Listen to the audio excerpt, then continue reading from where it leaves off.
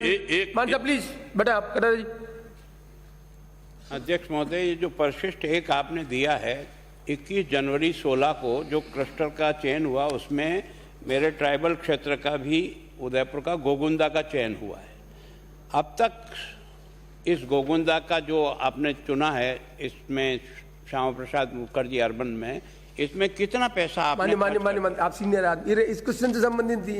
ये तो रानीवाड़ा का पूछा, गोगुंदा में जाओगे तो मंत्री का जो क्लस्टर बने हैं वो पढ़ा है मैंने। Please don't confuse it. मैं कटा जाए प्लीज। आपने स्पेसिफिक रानीवाड़ा के बारे में पूछा है, उसमें रेफरेंस है रानीवाड़ा के साथ ये भी क्लस्टर है। गोगुंदा के बारे में अभी जानकारी मैं समझता नहीं, मंत्री जी के पास हो तो बता दें। क्लस्टर का चयन तो है पर जानकारी रानीवाड़ा के बारे में पूछी है। अगला प्रश्न माने प्लीज बेटा please I will not allow it. 397 माने श्रीमती सफिया क्वेश्चन नंबर 397। अध्यक्ष महोदय, खंड 1। जी हां, विधानसभा क्षेत्र रामगढ़ अलवर में इस दौरान 6,985 लोगों को इस योजना का लाभ मिला। लाभार्थियों की ग्राम पंचायतवार व तहसीलवार संख्यात्मक विवरण की सूचना परिशिष्ट 1 पर संलग्न है। खंड 2। जी नहीं, ड्राई राशन सामग्री और फूड पैकेट्स के वितरण के दौरान जिला प्रशासन को अनियमितता की कोई भी शिकायतें प्राप्त नहीं हुई है। खंड 3। जी हां, अलवर जिले में जिन जनप्रतिनिधियों के द्वारा अपने विधायक कोष से राशन का वितरण किया गया है का विवरण परिशिष्ट 2 पर संलग्न है।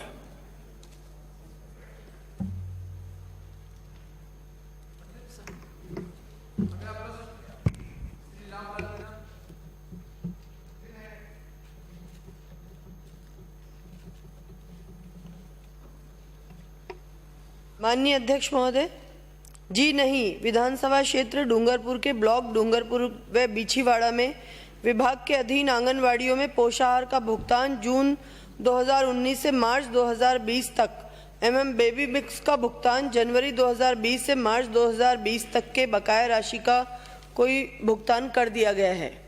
धन्यवाद। अगला प्रश्न श्री गोविंद प्रसाद सार्वजनिक निर्माण मंत्री जी। जी हां, मनोर थाना विधानसभा क्षेत्र में केंद्रीय सड़क एवं आधारभूत संरचना निधि योजनागत कलमोदिया हरनवदा मनोर थाना राजगढ़ रोड MDR 176 किलोमीटर 13/750 से 48/750 तक चौड़ाईकरण एवं सुदृढ़ीकरण का कार्य प्रगति पर है, जिसकी लंबाई 35 किलोमीटर है तथा राशि रुपये 62 करोड़ 21 लाख रुपए की स्वीकृत है। इस कार्य को दिनांक 14/7/2023 तक पूर्ण किया जाना प्रस्तावित है। उक्त स्वीकृति में ग्रामीण आबादी क्षेत्र में कुल 3,398 मीटर लंबाई में 7 मीटर चौड़ी सीमेंट कंक्रीट सड़क बनाया जाना प्रस्तावित है, जिसका विवरण परिशिष्ट 1 पर प्रस्तुत है। खंड 2। जी नहीं, मनोर थाना विधानसभा क्षेत्र के मनोर थाना ग्राम में बाईपास निर्माण की स्वीकृति नहीं है। मनोर थाना में बाईपास निर्माण कराया जाना राज्य सरकार के वित्तीय संसाधनों की उपलब्धता एवं पारस्परिक प्राथमिकता पर निर्भर करेगा। माननीय अध्यक्ष महोदय, मैं आपके माध्यम से मंत्री जी से जानना चाहूँगा कि क्या सरकार आबादी क्षेत्र में सड़क चौड़ाईकरण एवं सुदृढ़ीकरण के कारण हुए क्षतिग्रस्त मकानों का मुआवजा देने का विचार रखती है या नहीं। दूसरे बिंदु पर मैं सरकार से पूछना चाह रहा हूँ, इन्होंने जवाब दिया कि मनोर थाना में बाईपास निर्माण कराया जाना राज्य सरकार के वित्तीय संसाधनों की उपलब्धता एवं पारस्परिक प्राथमिकता पर निर्भर करेगा। तो क्या राज्य सरकार नए वित्तीय अगले वर्ष में CRF के तहत प्रस्ताव भिजवाने पर विचार रखती है, जिससे जनता को इस बाईपास का लाभ मिल सके। माननीय अध्यक्ष महोदय, जहां पर हमारी रोड के चौड़ाईकरण करते हैं, जो ग्रामीण क्षेत्र होता है उसमें हम लोग जो वहां के लोग जो होते हैं समझाइश करके और वो चौड़ाईकरण का हम लोग काम करते हैं जहां ग्रामीण क्षेत्र होता है। और वहां पर ऐसी कोई अभी तक ऐसी कोई रुकावट आई नहीं कि जो वहां के स्थानीय लोगों ने किसी तरह का विवाद किया हो। और नंबर 2, आपने पूछा कि CRAF के तहत आप प्रस्ताव भेजने का विचार रखते हैं क्या। माननीय नंबर, ये जो सड़क है आपकी, ये MDR है, मेजर डिस्ट्रिक्ट रोड्स है, इसमें सेंट्रल का रूल है कि वो इसमें कोई फंड उपलब्ध नहीं कराते। अगला प्रश्न श्रीमती कल्पना देवी। प्रश्न संख्या 400। माननीय अध्यक्ष महोदय, खंड 1, प्रशासन गांव के संघ 2021 अभियान के तहत कोटा जिले में कुल विशेष योगजनों के 127 ट्राई साइकिल उपलब्ध परिशिष्ट है पर है। खंड 2, विधानसभा क्षेत्र लाडपुरा में उक्त अभियान के तहत 1198 विशेष योगजनों को लाभान्वित किया गया है, जिनका विवरण परिशिष्ट व्यय पर संलग्न है। खंड 3, प्रशासन गांवों के संघ 2021 अभियान के तहत वृद्धावस्था एवं विशेष योगजन पेंशन के कुल 5518 आवेदन प्राप्त हुए, जिनमें से कुल 5518 लोगों को पेंशन मौके पर जारी की गई है, जिनका विवरण परिशिष्ट 6 पर संलग्न है। माननीय अध्यक्ष जी, मैं आपके माध्यम से पूछना चाहती हूं कि खंड 1 में परिशिष्ट ए में ये जवाब दिया गया है कि कोटा जिले में 127 ट्राइसिकल दिए गए। मैं आपके माध्यम से ये पूछना चाहती हूं कि कुल आवेदन कितने आए और कितने आवेदन रिजेक्ट हुए। दूसरा, माननीय अध्यक्ष जी, खंड 2 में परिशिष्ट ब में योजनाओं से लाभान्वित के विवरण में ये बताया गया है कि ये लगभग 1 महीने के अभियान के दौरान इंदिरा गांधी राष्ट्रीय विधवा पेंशन में केवल 2, राजस्थान सामाजिक सुरक्षा लघु एवं सीमांत विजन कृषक में केवल 1 और इंदिरा गांधी क्रेडिट कार्ड योजना में 0 पात्र पाए गए। क्या इनके अलावा और पात्र व्यक्ति नहीं मिले इनको? फिर मैं तीसरा पूछूं। माननीय अध्यक्ष महोदय, जो परिशिष्ट ए की जो बात है, जहां जितने आवेदन आए थे और जितनी भी डिमांड थी उनको हमने ट्राईसाइकिल उपलब्ध कराई है। खंड ब के अंदर जो बताया गया है, जितने भी लोग इसके अंदर आए हैं उन सबको, जैसे ये जरूर है कि इसमें संख्या कम है, लेकिन आप अगर किसी को नहीं मिला हो तो आप बताएं कि कोई किसी ने अप्लाई किया था और हमने नहीं दिया हो।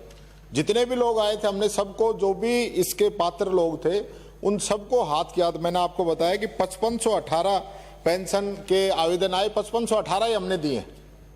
तो ये इसके आवेदन ही कम आए थे, इसलिए कम है इनके पात्र। केवल 2 विधवा मिले आपको। तो क्या इस अभियान के अलावा अगर कोई पात्र पाया जाए, क्या आप उनको भी इन पेंशन और इन स्कीम से लाभान्वित करने की मंशा रखते हैं?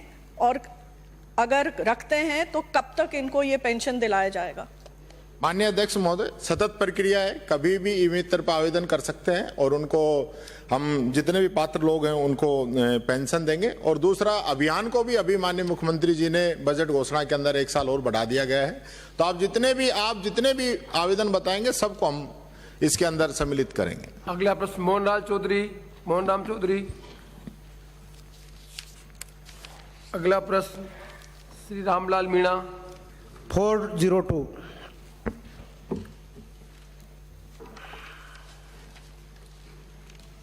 माननीय अध्यक्ष महोदय, खंड ए, जी हाँ, विधानसभा क्षेत्र प्रतापगढ़ के निम्न 3 छात्रावासों के भवन जर्जर हैं। बालक आश्रम छात्रावास अरनौद, बालक आश्रम छात्रावास अवलेश्वर, बालक आश्रम छात्रावास नागदी। खंड 2, जी हाँ, विभाग द्वारा बालक आश्रम छात्रावास अरनौद एवं बालक आश्रम छात्रावास अवलेश्वर के जर्जर अवस्था के पुनर्निर्माण करने हेतु वित्तीय स्वीकृति जारी की गई है। आश्रम छात्रावास नागदी के पुनर्निर्माण की प्रशासनिक स्वीकृति जारी की जा चुकी है। माननीय सभापति महोदय, मैं आपके मार्फत से पूछना चाहूँगा माननीय मंत्री जी से कि नागदी छात्रावास की वित्तीय स्वीकृति कब तक जारी हो जाएगी, और स्वीकृति जारी की इसलिए माननीय मंत्री जी का बहुत बहुत धन्यवाद। माननीय अध्यक्ष महोदय, टीएस जारी होने के बाद भी तुरंत जारी कर देगी। अगला प्रश्न श्री हरिश्चंद्र मीणा। प्रश्न संख्या 403। अध्यक्ष महोदय, खंड 1, प्रदेश में माननीय मंत्री जी प्लीज, वेरी अनफॉर्चुनेट, मंत्री बोल रहे हैं, आप पीछे से हम बोल रहे हैं। प्रदेश में गत 5 वर्षों में स्थापित किए जाने हेतु स्वीकृत किए गए ट्रॉमा सेंटर का विधानसभा क्षेत्रवार विवरण परिशिष्ट पर संलग्न है। खंड 2, भारत सरकार की ट्रॉमा गाइडलाइन के अनुसार घायल व्यक्तियों को किन्हीं भी परिस्थितियों में 50 किलोमीटर से अधिक परिवहन की आवश्यकता नहीं पड़े। इस क्रम में प्रत्येक 100 किलोमीटर की दूरी पर एक ट्रॉमा सेंटर स्थापित किए जाने का प्रावधान है। सामुदायिक स्वास्थ्य केंद्र उनियारा से नज़दीकी ट्रॉमा सेंटर टोंक की दूरी 38 किलोमीटर है। सामुदायिक स्वास्थ्य केंद्र दूनी से नज़दीकी ट्रॉमा सेंटर देवली की दूरी 31 किलोमीटर एवं ट्रॉमा सेंटर टोंक की दूरी 41 किलोमीटर है। अतः सामुदायिक स्वास्थ्य केंद्र उनियारा एवं सामुदायिक स्वास्थ्य केंद्र दूनी में ट्रॉमा सेंटर खोला जाना विचाराधीन नहीं है। सर, जो मंत्री जी ने जवाब दिया और अभी बोला, मैंने ध्यान से सुना। मैं सरकार की नीति मैंने पढ़ी, पर सर ट्रैफिक का घनत्व देखते हुए, एक्सीडेंट्स की बढ़ती संख्या देखते हुए अनेकों जगह, दर्जनों जगह इसमें शिथिलता दी गई है और कम दूरी पे ट्रैफिक का वॉल्यूम देखते हुए किया है। सर, मैं उदाहरण देना चाहता हूं, अगर मंत्री जी अगर नहीं दिया हो तो बताया, नहीं तो मैं उदाहरण देता हूं। मेरे पास उदाहरण है आपके जिले का ही। 5 जगह आपने 20-20 किलोमीटर पे आपने ट्रॉमा सेंटर खोले हैं, तो क्या मेरे इलाके में भी इसको शिथिलता देते हुए आप खोलने का विचार रखते हैं? अध्यक्ष महोदय, जैसे माननीय सदस्य ने कहा, कहीं पर 25-30 किलोमीटर पर भी खोले गए हैं। मैं इसका परीक्षण करवा लूंगा, जहां संभव होगा और निश्चित रूप से करने की कोशिश करेंगे। सर, संभव तो मंत्री जी चाहें तो मैं बताना चाहता हूं, मंत्री जी के खुद के जिले में दौसा से भरतपुर 128 किलोमीटर रोड है सर, दौसा मुख्यालय से।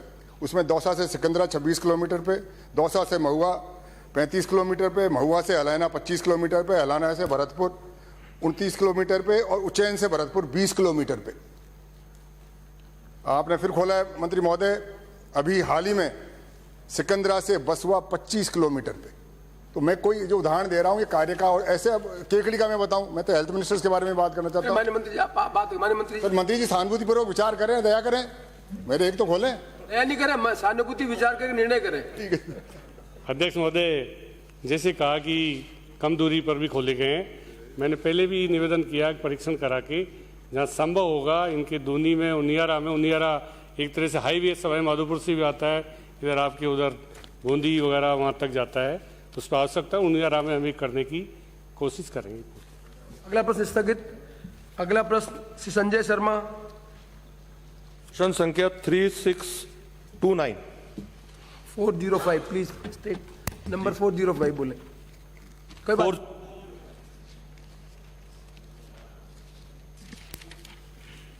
माननीय अध्यक्ष महोदय, खंड 1 दिनांक 24 फरवरी 2021 को प्रस्तुत बजट भाषण में ईसरदा बांध परियोजना के द्वितीय चरण के रूप में जयपुर जिले की चाकसू, बस्सी, कोटपुतली, चौमू, जमवारामगढ़, विराटनगर, शाहपुरा तहसीलों के 7 कस्बे एवं 1394 गांव व अलवर जिले की उमरैन, रैनी, बानसूर, थानागाजी, राजगढ़, कठुमर एवं लक्ष्मणगढ़ ब्लॉक के 4 कस्बों एवं 1061 गांवों को सतही पेयजल उपलब्ध कराने हेतु डीपीआर बनाए जाने बाबत घोषणा की गई थी। उक्त बजट घोषणा के अनुपालना में विस्तृत परियोजना रिपोर्ट यानी डीपीआर तैयार करने के कार्य हेतु राशि रुपये 1.02 करोड़ की प्रशासनिक एवं वित्तीय स्वीकृति जारी की जाकर सलाहकार फर्म द्वारा डीपीआर तैयार करने का कार्य वर्तमान में किया जा रहा है। खंड 2। जी हां, उक्त परियोजना में अलवर जिले के प्रस्तावित 4 कस्बों में विधानसभा क्षेत्र अलवर शहर भी सम्मिलित है। परियोजना की डीपीआर तैयार करने का कार्य उक्तानुसार सलाहकार फर्म द्वारा वर्तमान में प्रक्रियाधीन है तथा डीपीआर माह जून 2022 तक तैयार की जानी प्रस्तावित है। उक्त डीपीआर ईसरदा बांध के द्वितीय चरण के कार्य पूर्ण होने के उपरांत जल उपलब्धता के आधार पर तैयार की जा रही है तथा ईसरदा बांध के द्वितीय चरण में जल संसाधन विभाग द्वारा प्रस्तावित नवनेरा, गलवा, बीसलपुर ईसरदा लिंक के कार्य पूर्ण होने के उपरांत ईसरदा बांध में अतिरिक्त जल उपलब्ध होगा। इस प्रस्तावित लिंक परियोजना के पूर्ण होने की अवधि लगभग 5 से 7 वर्ष है। ईसरदा बांध के द्वितीय चरण में उक्तानुसार अतिरिक्त जल की उपलब्धता होने के उपरांत ही अलवर जिले के सम्मिलित कस्बों एवं ग्रामों को पेयजल उपलब्ध हो सकेगा। माननीय अध्यक्ष महोदय, खंड 2 में जिस प्रकार से माननीय मंत्री महोदय ने स्वयं ने स्वीकार किया कि जल साधन प्रस्तावित नवनेरा, गलवा, बिसलपुर ईसरदा लिंक के कार्य पूर्ण होने के उपरांत ही ईसरदा बांध में अतिरिक्त जल उपलब्ध होगा और इस प्रस्तावित लिंक परियोजना के पूर्ण होने की अवधि लगभग 5 से 7 वर्ष है, तो क्या माननीय मंत्री महोदय जब तक कोई वैकल्पिक व्यवस्था अलवर शहर सहित अलवर जिले के जो आपने चयनित स्थान किए हैं उसका कोई प्रस्ताव रखते हैं तथा अलवर शहर में ईसरदा बांध परियोजना का पानी किस समय अवधि तक पहुंच जाएगा वो माननीय मंत्री महोदय बताने की कृपा करेंगे। माननीय अध्यक्ष महोदय, जो दूसरा प्रश्न पूछा उसका जवाब तो माननीय अध्यक्ष महोदय पहले ही दिया जा चुका है कि ये जो कंडीशनल है सारी चीजें, ई-सदा का जो द्वितीय चरण है वो और पानी की उपलब्धता, इसके बाद ही हम इनको शामिल कर पाएंगे। पानी की उपलब्धता नहीं होगी तो मैं ये कहूं कि शामिल हो जाएगा। हम कोशिश कर रहे हैं कि पानी की उपलब्धता साफ हमने बनाए, जो लक्ष्य हमने निर्धारित किए हैं समय के भी, हम उसके हिसाब से कार्य पूर्ण कर सकें। और अभी वर्तमान में इस जो वैकल्पिक व्यवस्था है ऑलरेडी चल रही है। इसके अलावा जल जीवन मिशन के वैकल्पिक रूप में मेरे ख्याल से कोई अभी तक वैकल्पिक व्यवस्था का प्रावधान नहीं है। माननीय अध्यक्ष महोदय, जल मिशन योजना में तो मेरी मां 2.5 पंचायत आती हैं और अलवर शहर में पानी की विकट समस्या है, त्राही त्राही मची हुई है इस वक्त भी। इसके साथ साथ मैं माननीय मंत्री महोदय से पूछना चाहूंगा, जो अलवर जिले का बहरोड, मुंडावर, किशनगंज, तिजारा व रामगढ़ जो इसरदा बांध परियोजना से जुड़ने से रह गए हैं, क्या माननीय मंत्री महोदय आने वाले समय में इन क्षेत्रों को भी जोड़ने की मंशा रखते हैं? यदि हाँ तो कब तक? पानी होगा ये सवाल के स्कोप में नहीं है सर, फिर भी मैं माननीय अध्यक्ष महोदय ये जो आप मुझे प्रस्ताव देंगे तो मैं उसको अधिकारियों को भेजूंगा और अगर व्यवहारिक रूप में संभव हुआ, फिजिबल हुआ तो उनको जुड़वाने की कोशिश करेंगे। और जो आपने पहला सवाल किया था कि ग्राउंड वाटर जो सप्लाई है वो तब तक जारी रहेगी जब तक कि नई कोई जेजेएम का कार्य पूरा नहीं हो जाता। अगला प्रश्न श्रीमती मंजू देवी, प्रश्न संख्या 406। अध्यक्ष महोदय, खंड 1 Rajasthan district mineral foundation trust नियम 2016 के प्रावधानों व भारत सरकार के निर्देश दिनांक 12/7/2021 के अनुसार ट्रस्ट फंड में उपलब्ध राशि का उपयोग जिले में खनन से प्रभावित क्षेत्रों में व्यक्तियों के हित व लाभ के लिए किया जाता है। वर्ष 2020-21 एवं 2021-22 में दिनांक 28/2/22 तक जिला नागौर में उक्त फंड में राशि रुपये 7,983.08 लाख अंशदान के रूप में जमा हुए हैं। विवरण परिशिष्ट 1 पर उपलब्ध है। खंड 2 विधानसभा क्षेत्र जायल में उक्त अवधि में जमा राशि में से कोई विकास कार्य नहीं कराया गया।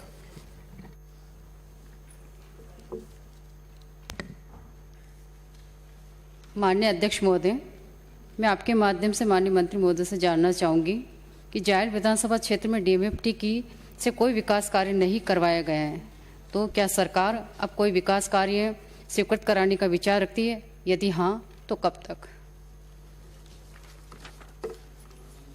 माननीय अध्यक्ष महोदय, टीएमएफटी के कार्य जिला गवर्नर काउंसिल स्वीकृत करती है, तो आगामी जो बैठक हो उसमें माननीय सदस्य विधायिका जी उसकी सदस्य हैं, वो अपने प्रस्ताव रखे हैं और जो निर्णय वो करेगी वो सर्वोपरि।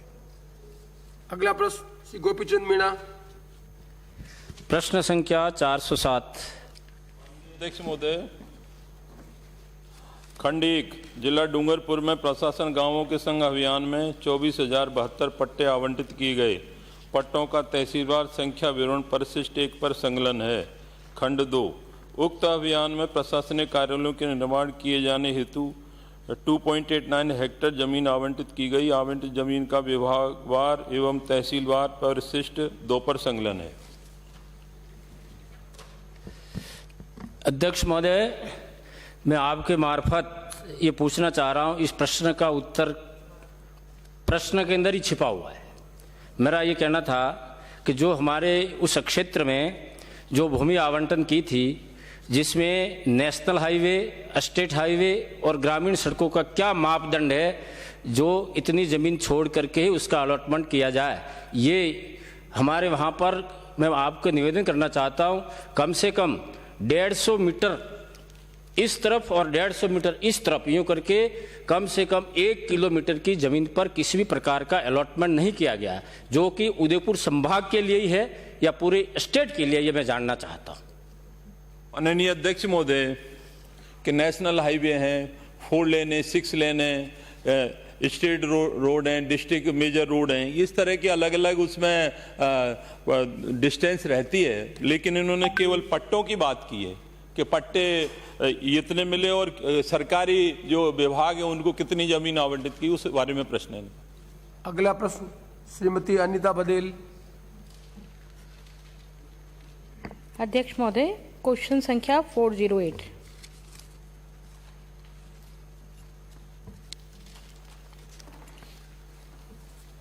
अध्यक्ष महोदय, जी हाँ, माननीय मुख्यमंत्री महोदय की वर्ष 2012-13 की बजट घोषणा में सर्किट बेंच स्थापित करने की घोषणा की गई थी।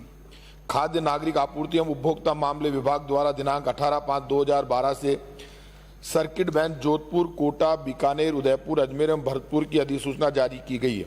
वर्तमान में सर्किट बेंच जोधपुर, कोटा, बीकानेर एवं उदयपुर क्रियाशील है। भूमि एवं भवन की उपलब्धता के अभाव में अजमेर और भरतपुर में सर्किट बेंच क्रियाशील नहीं है। इस हेतु राज्य सरकार प्रयासरत है। अधिसूचना की प्रति परिशिष्ट 1 पर संलग्न है। अध्यक्ष महोदय, जी हाँ, जिला उपभोक्ता विवाद प्रतितोष आयोग अजमेर में वर्ष 2015 तक के मामले अभी तक लंबित रहने हेतु राज्य उपभोक्ता विवाद प्रतितोष आयोग से प्राप्त सूचना अनुसार अभिभाषक गण द्वारा बहस हेतु बार बार अवसर चाहना, विभिन्न अवधि में अध्यक्ष जिला उपभोक्ता विवाद प्रतितोष आयोग अजमेर का पद रिक्त होने से अतिरिक्त कार्यभार अन्य आयोगों के अध्यक्षों के पास होना, विगत 2 वर्षों से कोरोना महामारी से नियमित सुनवाई न होना आदि कारण बताए गए हैं। उपभोक्ता संरक्षण राज्य आयोग और जिला आयोग के अध्यक्ष और सदस्यों की नियुक्ति के लिए अर्हता, भर्ती की पद्धति, नियुक्ति की प्रक्रिया, कार्यकाल, पद से त्यागपत्र और हटाना, नियम 2020 के नियमों में ऐसा कोई प्रावधान नहीं है। माननीय अध्यक्ष महोदय, आपकी अनुमति से मैं माननीय मंत्री महोदय से पूछना चाहूंगी, माननीय मुख्यमंत्री अशोक जी गहलोत की घोषणा के 12 वर्ष पश्चात भी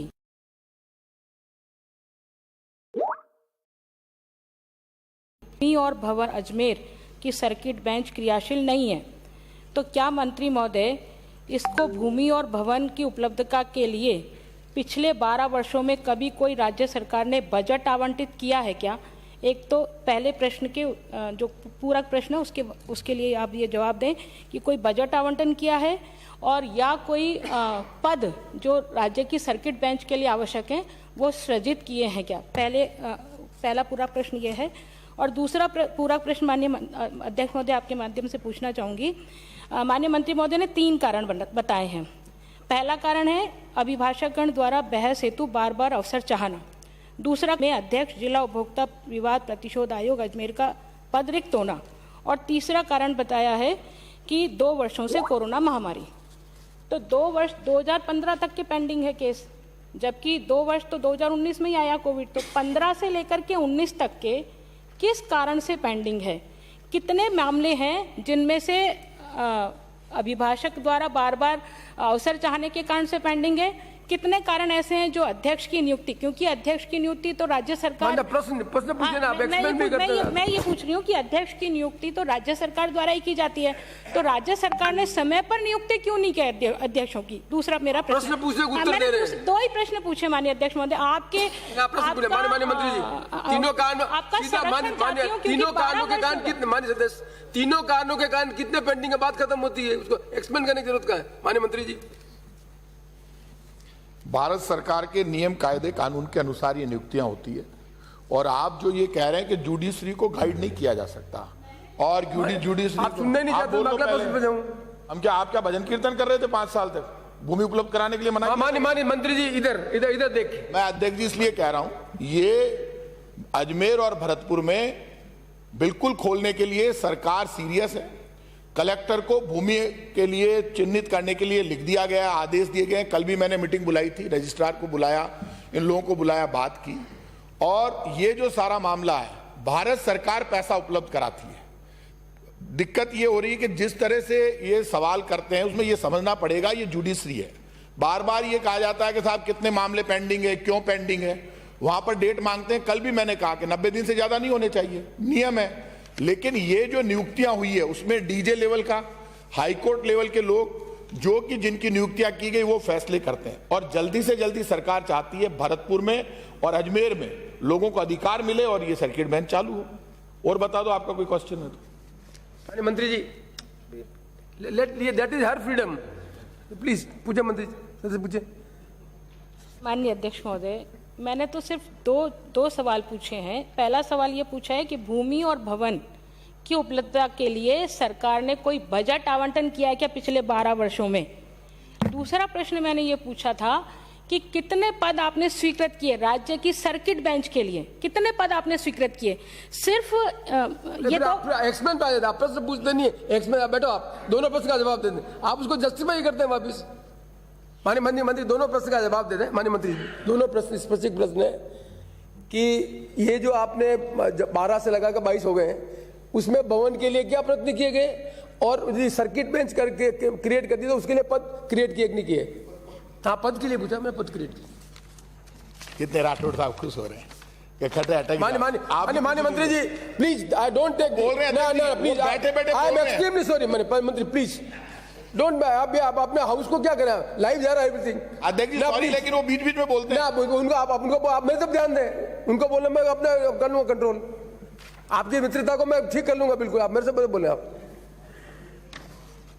मैं तो अध्यक्ष जी इनके बीच में बोल ही नहीं रहा हूं, तभी ये रोज छप रहे हैं अखबारों में, मैं बोलना चालू करूंगा दिक्कत हो जाएगी इनके। माननीय मंत्री जी प्लीज, ये मेरा काम आप करेंगे, मैं बैठ जाऊं, अब मेरा काम भी आप करना चाहते बैठ जाऊं, मैंने बोल दिया। माननीय मंत्री जी, there are certain things which as a minister you have to adhere to. Sorry अध्यक्ष जी, ना प्लीज, ये परंपराएं सदन में ठीक नहीं है, मुझे अनप्लेजेंट काम करना पड़ेगा, लेकिन आप एड्रेस करें चेयर को, माननीय सदस्य का जो भी प्रश्न है उसका उत्तर आप दें, लेकिन पर्सनल कमेंट नहीं करें please. You have to behave like a minister please. अध्यक्ष जी मिनिस्टर तो बंद गए पूरी तरह से। अध्यक्ष जी मेरा एक निवेदन है, तो या तो आप बन जाओ या मैं बन जाऊं, नहीं दोनों में किसी एक को बनना पड़ेगा ना प्लीज। मैं प्रताप सिंह बैठेंगे प्लीज। अनफॉर्चुनेट काम मुझे करना है क्योंकि आपको कोई रोक नहीं सकता। हाउस के अंदर यदि हमें कोई परंपराएं बनानी है, आप उस लीगेसी के सदस्य फैमिली के, जिसमें भैरव सिंह जी शेखावत ने हिंदुस्तान में डेमोक्रेसी के कुछ सर्टेन यार्डस्टिक फिक्स किए हैं, you represent that legacy and you have to maintain this legacy and for that purpose I will always, मैं हरदम आपको टोकूंगा।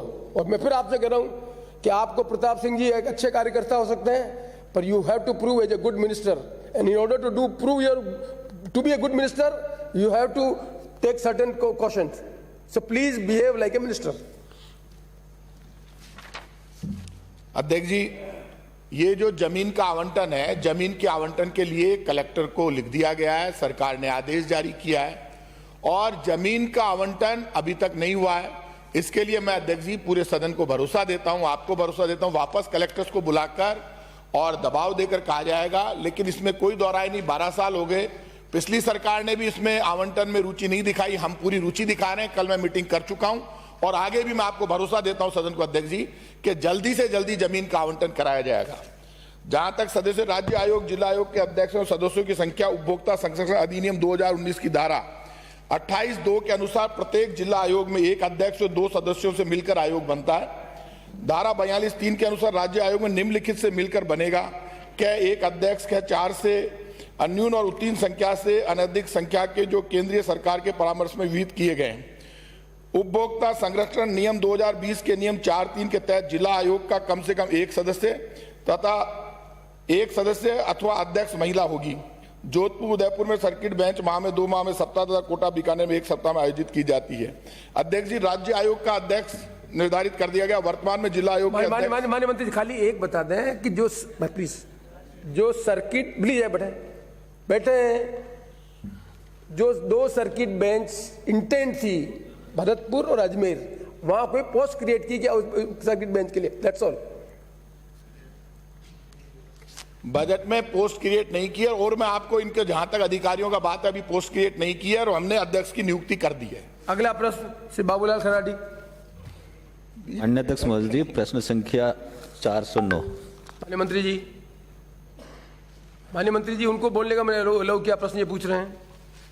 माननीय अध्यक्ष महोदय, खंड 1 विधानसभा क्षेत्र सलूम्बर में विगत 3 वर्षों में राष्ट्रीय योजनांतर्गत लाभान्वित बालिकाओं को दी गई राशि का वर्षवार विवरण निम्नानुसार है।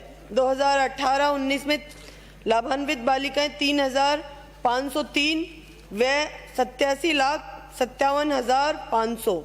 2019-20 में लाभान्वित बालिकाएं 5,410, व्यय राशि 1,35,25,000। 2020-21 में लाभान्वित बालिकाएं 4,288, व्यय 1,07,20,000।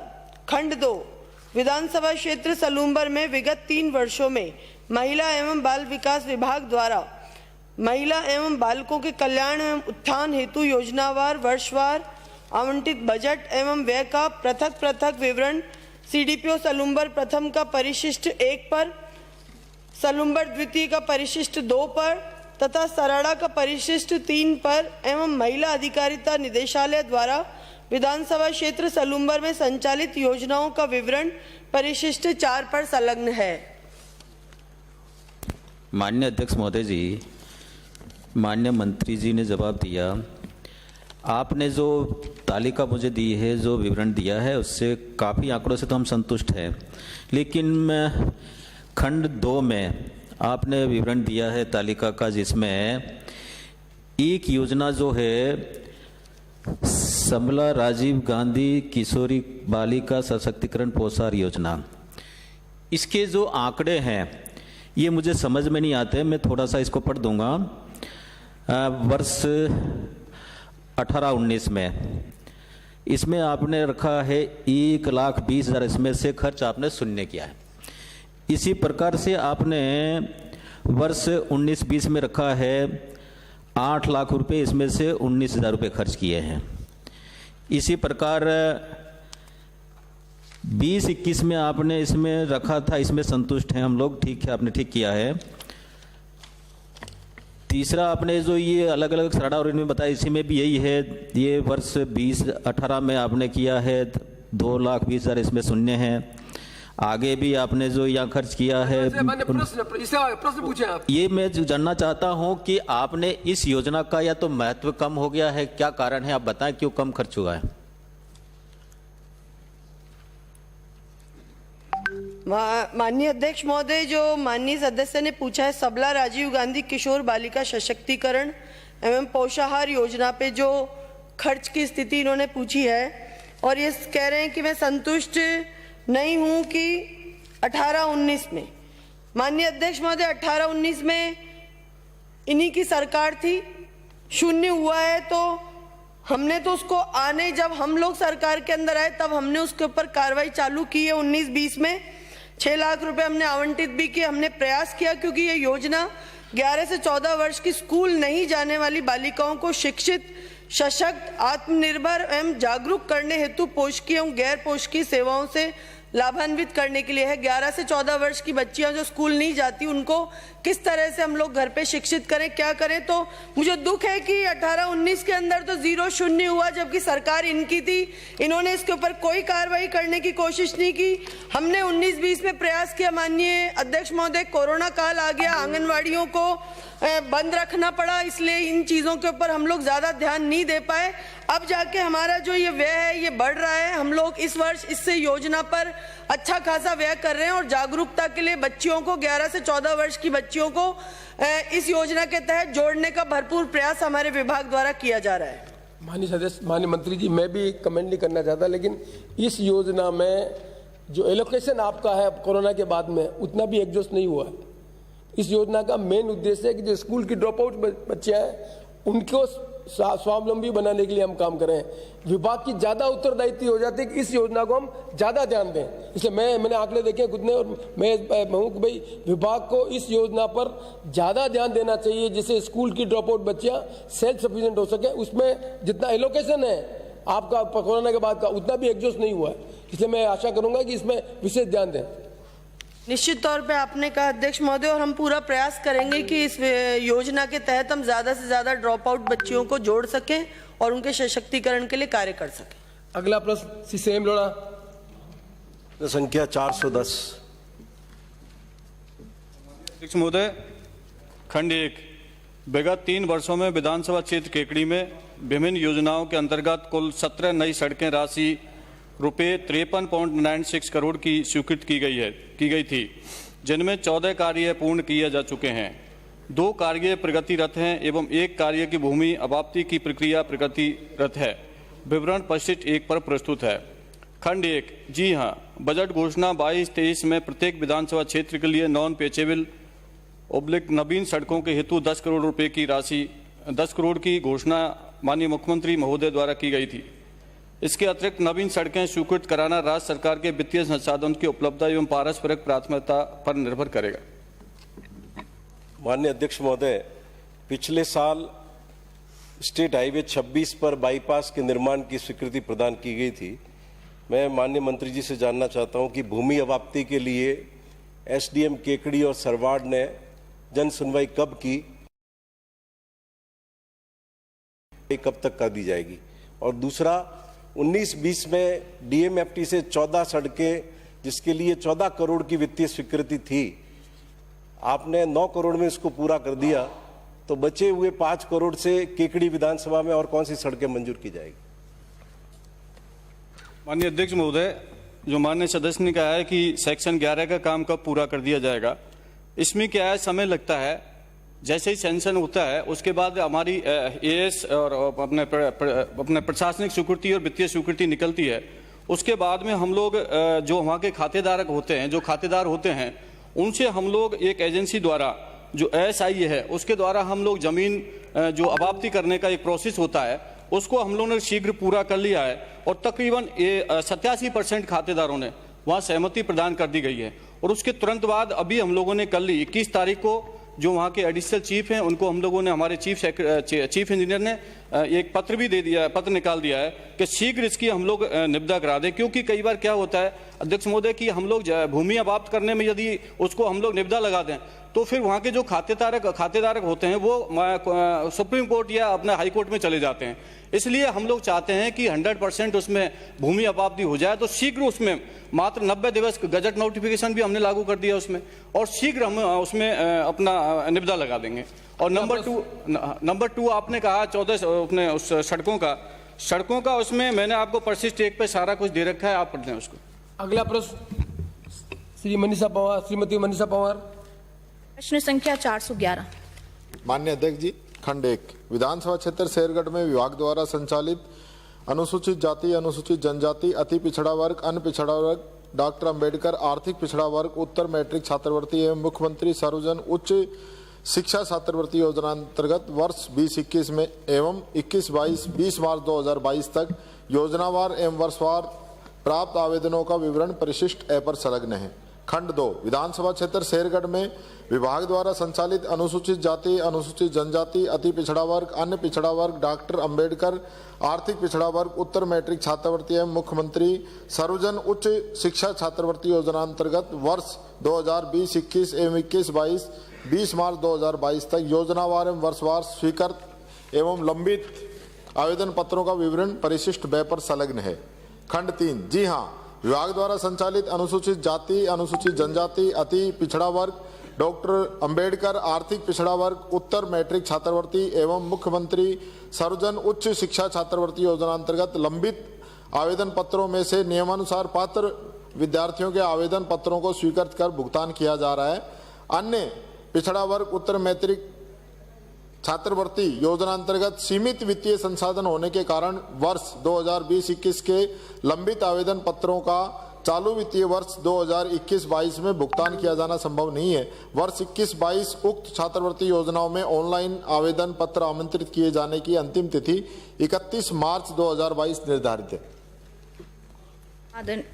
माननीय अध्यक्ष महोदय, मैं आपके माध्यम से मंत्री जी से पूछना चाहूंगी कि शेरगढ़ विधानसभा में मुख्यमंत्री सर्वजन उच्च शिक्षा छात्रवृत्ति में छात्रों द्वारा जो छात्रवृत्ति के आवेदन दिए गए उसमें से 0 संख्या बताई जा रही है, ये कब तक स्वीकृत हो जाएंगे और इन लोगों को कब तक छात्रवृत्ति मिल जाएगी? ये माननीय अध्यक्ष जी, हायर एजुकेशन के जो बच्चे तैयारी करते हैं उनके लिए है, तो उन्होंने किसी ने अप्लाई नहीं किया ऐसा, और अभी भी ओपन है, 31 मार्च तक अप्लाई कर सकते हैं, तारीख बढ़ा रखी है। अगला प्रश्न सुरेश टाक। प्रश्न संख्या 412। वर्तमान में उद्योग विभाग की ओर से किशनगढ़ में आर्ट गैलरी खोलने का कोई भी प्रस्ताव प्रक्रियाधीन नहीं है। माननीय अध्यक्ष महोदय, मैंने ये प्रश्न कला और संस्कृति मंत्री को लगाया था, पर यह जवाब उद्योग मंत्री के यहाँ से आया है।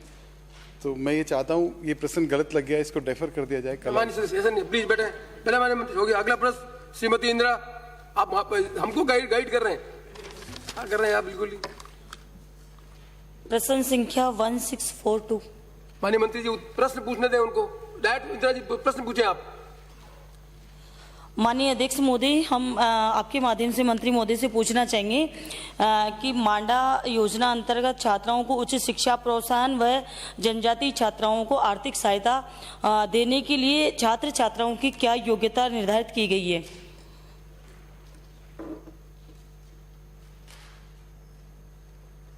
माननीय अध्यक्ष महोदय,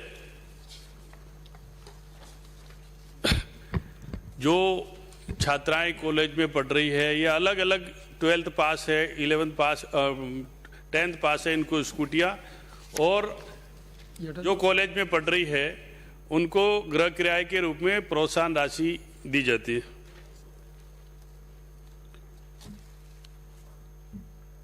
अध्यक्ष महोदय, मेरा दूसरा प्रश्न है कि कौशल विकास योजना अंतर्गत मेरे विधानसभा में अगर कोई कार्य चल रहा हो तो मंत्री महोदय बताने का कष्ट करें, और नहीं चल रहा है तो आगे क्या ऐसा विचार रखते हैं कि मेरी विधानसभा में भी कौशल योजना अंतर्गत कोई कार्य चलाए जाएंगे? और एक आश्रम छात्रावास इसमें दिया गया है। आश्रम के लिए मैं पूछना चाहूँगी अध्यक्ष महोदय कि आश्रम क्या हम इस योजना अंतर्गत वृद्धाश्रम विधानसभा क्षेत्र में खोल सकते हैं क्या? माननीय अध्यक्ष महोदय, कौशल विकास का कोई अभी प्रस्ताव लंबित नहीं है। माननीय सदस्य अगर इस तरह के प्रस्ताव देंगे तो जरूर उसके आगे शुरू किया जाएगा, और वृद्धाश्रम का कोई ऐसे प्रस्ताव या गाइडलाइन में नहीं। धन्यवाद। अगला प्रश्न श्री नरेंद्र नागर, प्रश्न संख्या 414।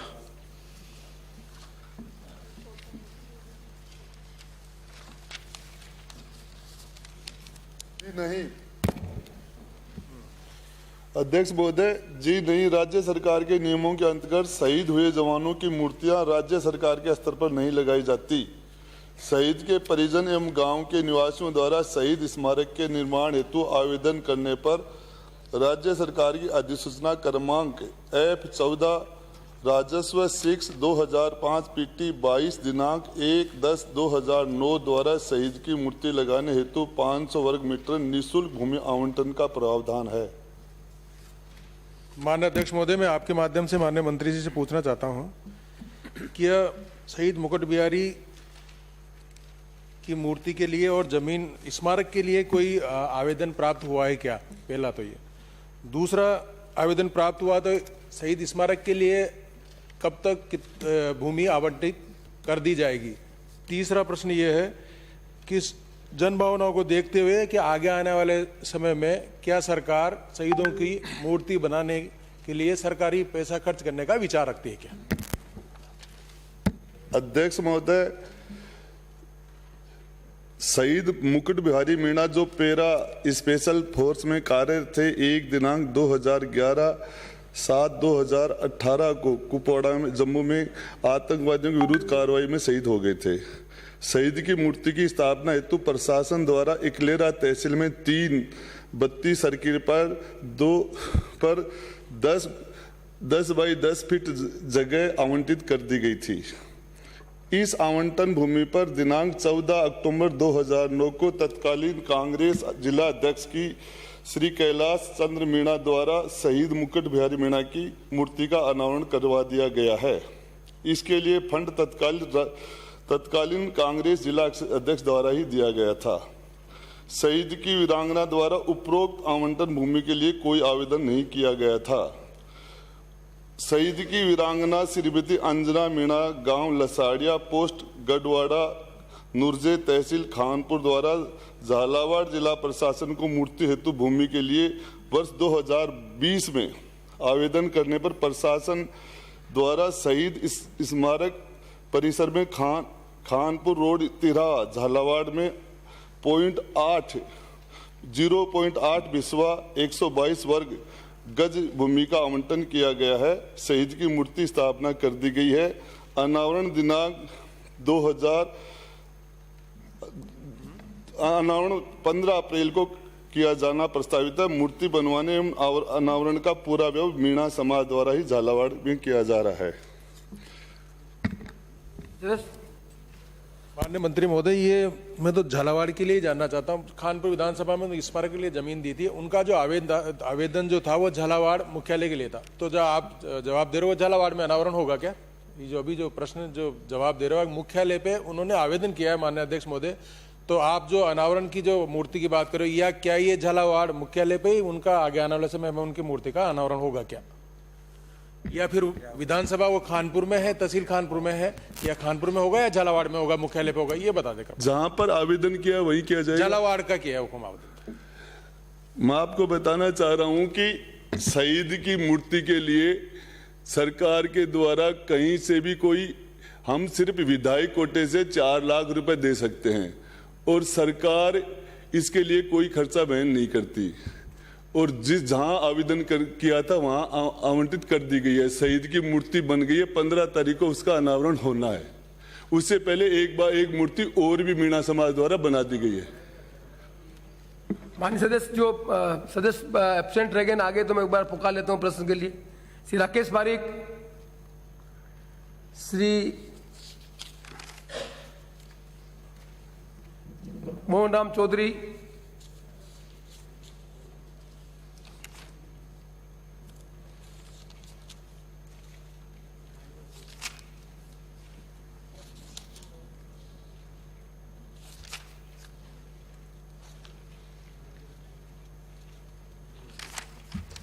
मैं समझता हूं कि प्रश्नकाल में पहली बार हमने 23वें प्रश्न को किया है और कोशिश की कि माननीय सदस्य कोई एब्सेंट रहे तो उनको भी हम मौका दें। और मैं माननीय सभी सदस्यों से निवेदन करना चाहता हूं कि कुछ निर्णय मेरे को हार्श लेने पड़ते हैं, लेकिन उद्देश्य ये है कि ज़्यादा से ज़्यादा सदस्य जो अपना प्रश्न रखते हैं उन प्रश्न के उत्तर आए और जनता की समस्या का निराकरण करें। इसलिए आप सबसे निवेदन है, प्रश्न का जो फॉर्मुलेशन है उसको जितना प्रभावशाली ढंग से करेंगे उतना ही हम प्रभावशाली ढंग से उसका उत्तर ले पाएंगे। मैं एक बार पुनः आप सभी माननीय सदस्यों को कोऑपरेशन के लिए बहुत बहुत धन्यवाद देता हूँ। प्रश्नकाल समाप्त हुआ। मुझे माननीय सदस्यों को सूचित करना है कि निम्नांकित स्थगन प्रस्तावों की सूचना प्राप्त हुई है। श्री जब्बर सिंह साकला 5 सदस्य की ओर से विधानसभा क्षेत्र आसीन होड़ा की क्षतिग्रस्त सड़कों का नवीनीकरण कराए जाने के संबंध में। श्री समाराम गरासिया 179 सदस्य की ओर से आबू पर्वत के नेपाली मार्केट के पास गरीब परिवारों द्वारा टेंट लगाकर अपनी आजीविका चलाने वाले परिवारों को माउंट आबू उपखंड अधिकारी द्वारा बिना नोटिस के हटाने से उत्पन्न स्थिति के संबंध में। श्री संजय शर्मा 172 सदस्य की ओर से अलवर जिले में कलेक्टर, अतिरिक्त जिला कलेक्टर व आयुक्त नगर परिषद के पद रिक्त होने से उत्पन्न स्थिति के संबंध में। श्री धर्मेंद्र कुमार 74 सदस्य की ओर से पीलीबगा पंचायत समिति में बिना टेंडर प्रक्रिया के पंचायत समिति परिसर में भवन निर्माण कराए जाने के संबंध में। श्री अमृतलाल मीणा 8 सदस्य की ओर से जयसमंद झील से निकलने वाले भाई माइनर नहर को पक्की कराए जाने के संबंध में। श्री छगन सिंह 55 सदस्य की ओर से विधानसभा क्षेत्र आहोर के रसियावास के नजदीक जवई नदी में अवैध बजरी खनन एवं नदी के किनारे खड़े बबूल के पेड़ों से जमीन के बंजर होने से उत्पन्न स्थिति के संबंध में। श्री मंजीत धनपाल चौधरी 112 सदस्य की ओर से प्रारंभिक एवं माध्यमिक शिक्षा निदेशालय में व्यापक भ्रष्टाचार से उत्पन्न स्थिति के संबंध में। श्री बिहारी लाल 104 सदस्य की ओर से बीकानेर जिले के जयनान व्यास कॉलोनी थाने में दर्ज दुष्कर्म प्रकरण में पुलिस द्वारा प्रभावी कार्रवाई नहीं किए जाने से उत्पन्न स्थिति के संबंध में। श्री कैलाश चंद्र मीना 32 सदस्य की ओर से बांसवाड़ा शहर में पौराणिक राजा राजेश्वर मंदिर की भूमि पर कब्जा कर अवैध निर्माण किए जाने से उत्पन्न स्थिति के संबंध में। श्री धर्मनारायण जोशी 73 सदस्य की ओर से विधानसभा क्षेत्र मावली में देबारी से डबोक स्थित महाराणा प्रताप हवाई अड्डे के मध्य हाईवे निर्माण के दौरान कई स्थानों पर पानी के प्राकृतिक बहाव के मार्ग को अवरुद्ध किए जाने से उत्पन्न स्थिति के संबंध में। श्रीमती चंद्रकांता मेघवाल 52 सदस्य की ओर से कोटा बूंदी स्थित रामगढ़ विषधारी अभ्यारण्य, रणथंबोर अभ्यारण्य, मुकुंदरा टाइगर रिजर्व अभ्यारण्य एवं चंबल गढ़ियाल अभ्यारण्य से आमजन को हो रही परेशानी के संबंध में। श्री गिरदाई लाल 39 सदस्य की ओर से डूंगरगढ़ क्षेत्र में रेलवे अंडरब्रिज बनाए जाने के संबंध में। श्री प्रताप सिंह 92 सदस्य की ओर से विधानसभा क्षेत्र छबड़ा में छिपा बड़ौद व छबड़ा कस्बे में राजकीय होम्योपैथिक चिकित्सालय की सुविधा नहीं होने से उत्पन्न स्थिति के संबंध में। उपरोक्त प्रस्ताव ऐसे नहीं कि सदन की पूर्व निर्धारित कार्रवाई को रोककर इन पर विचार किया जाए, अतः इन पर अनुमति देने में असमर्थ हूँ। श्री गोपाल लाल शर्मा 46 सदस्य की ओर से विधानसभा क्षेत्र मांडलगढ़ में चंबल परियोजना अंतर्गत कार्यों में की जा रही अनियमितता एवं भ्रष्टाचार से उत्पन्न स्थिति के संबंध में श्री शंकर सिंह रावत 166 सदस्य की ओर से ब्यावर की एम्पावर्ड कमेटी के निर्णय को अनदेखा करते हुए अवैध कॉम्प्लेक्स का निर्माण किए जाने से उत्पन्न स्थिति के संबंध में श्री अशोक लावटी 16 सदस्य की ओर से LICM senior secondary school Mahavir colony Kartarpura Jaipur की 2 छात्राओं का 3 फरवरी 2022 को अपहरण किए जाने से उत्पन्न स्थिति के संबंध में श्री संदीप शर्मा 175 एवं 20 अन्य सदस्यों की ओर से कोटा के सिनेमा घरों में प्रदर्शित फिल्म द कश्मीर फाइल्स को दृष्टिगत रखते हुए कोटा जिले में 1 माह के लिए धारा 144 लगाए जाने से उत्पन्न स्थिति के संबंध में उपरोक्त प्रस्ताव भी ऐसे नहीं कि सदन की पूर्व निर्धारित कार्रवाई को रोकने पर विचार किया जाए, अतः अनुमति देने में असमर्थ हूँ। फिर भी माननीय सदस्य श्री गोपाल लाल शर्मा 46, श्री शंकर सिंह रावत 166, अशोक लावटी 16 एवं संदीप शर्मा 175 को उनके प्रस्ताव की विषय वस्तु पर 2-2 मिनट बोलने की अनुमति होगी। प्रक्रिया के नियम 295 के अंतर्गत प्राप्त सूचनाएं श्रीमती साफिया जुबैर 200 सदस्य की ओर से महिलाओं के प्रति अपराध की बढ़ती घटनाओं से उत्पन्न स्थिति के संबंध में श्री धर्मनाथ जोशी 37 सदस्य की ओर से विधानसभा क्षेत्र मावली के गांवों में भीषण पेयजल संकट से उत्पन्न स्थिति के संबंध में श्री नारायण बेनीवाल 192 सदस्य की ओर से नागौर जिले सहित प्रदेश के कई जिलों में DMFT की बैठकों के नहीं होने से विकास कार्यों के प्रभावित होने के संबंध में श्री जक्सी राम 57 सदस्य की ओर से आबू रोड में सीवर लाइन कार्य अनुभवहीन सब कॉन्ट्रैक्टर से करवाए जाने से उत्पन्न स्थिति के संबंध में श्री नारायण सिंह देवल 79 सदस्य की ओर से जालौर से सूरत अहमदाबाद बड़ौदा वाया जसवंतपुरा बस सेवा को पुनः संचालित किए जाने के संबंध में श्री फूल सिंह मीणा 96 सदस्य की ओर से उदयपुर जिले में UIT पेराफेरी एरिया में वर्षों से निवास कर आदिवासी जनजाति के सभी लोगों को पट्टे दिए जाने के संबंध में श्री हीराराम 198 सदस्य की ओर से बिलाड़ा विधानसभा क्षेत्र के अंतर्गत सड़कों के नवीनीकरण मरम्मत एवं मिसिंग लिंक सड़कों की स्वीकृति दिए जाने के संबंध में श्री लक्ष्मण मीणा 153 सदस्य की ओर से प्रदेश में अमानक औषधि के प्रकरणों की निष्पक्ष जांच करवाए जाने के संबंध में श्री ओम प्रकाश उल्ला 21 सदस्य की ओर से महुआ को जिला बनाए जाने के संबंध में श्री रामनारायण मीणा 142 सदस्य की ओर से जिला मुख्यालय बूंदी शहर में स्थित गुरु नानक कॉलोनी में गंदा पानी व कीचड़ होने से स्थानीय निवासियों का जीवन दूभर होने से उत्पन्न स्थिति के संबंध में श्री जोराराम कुमार 64 सदस्य की ओर से बंजारा जाति की उपजाति भाट को पिछड़ा वर्ग में जोड़े जाने के संबंध में श्री राकेश पारिक 133 सदस्य की ओर से माध्यमिक शिक्षा विभाग में कार्यरत प्रयोगशाला सहायक तृतीय श्रेणी को समान वेतन के अध्यापकों के पदों पर समायोजित किए जाने के संबंध में माननीय सदस्यों को उनके द्वारा दी गई सूचना को पढ़ने की अनुमति होगी। श्री गोपाल शर्मा। माननीय अध्यक्ष महोदय, आपने स्थगन प्रस्ताव पर बोलने का अवसर दिया, आपका बहुत बहुत धन्यवाद। मेरे विधानसभा क्षेत्र में आपके द्वारा चंबल जल योजना स्वीकृत कराई, आपका बहुत बहुत धन्यवाद, आभार। मेरे क्षेत्र में कुछ पंचायतों में पानी का वितरण हो रहा है और कुछ पंचायतों में पानी पाइपलाइन वितरण का कार्य चल रहा है। मेरे क्षेत्र में इस कार्य में संवेदक व अधिकारियों द्वारा घोर अनियमितता बरती जा रही है। साथ ही निविदा की शर्तों के अनुसार पाइपलाइन 1 मीटर गहरी डालनी थी, परंतु आनंद फानन में अधिकारी और कर्मचारी और संवेदक द्वारा 1 फीट गहरी डाली जा रही है तथा PVC पाइप धूप में पड़े पड़े खराब हो गए हैं, सड़ गए हैं। ऐसे पाइपों को जमीन में डाला जा रहा है, उनका उपयोग बिल्कुल भी नहीं हो सकता, फिर भी ले रहे हैं। गांव वालों की बार बार शिकायत करने के बावजूद उनकी कोई सुनाई करने वाला नहीं है।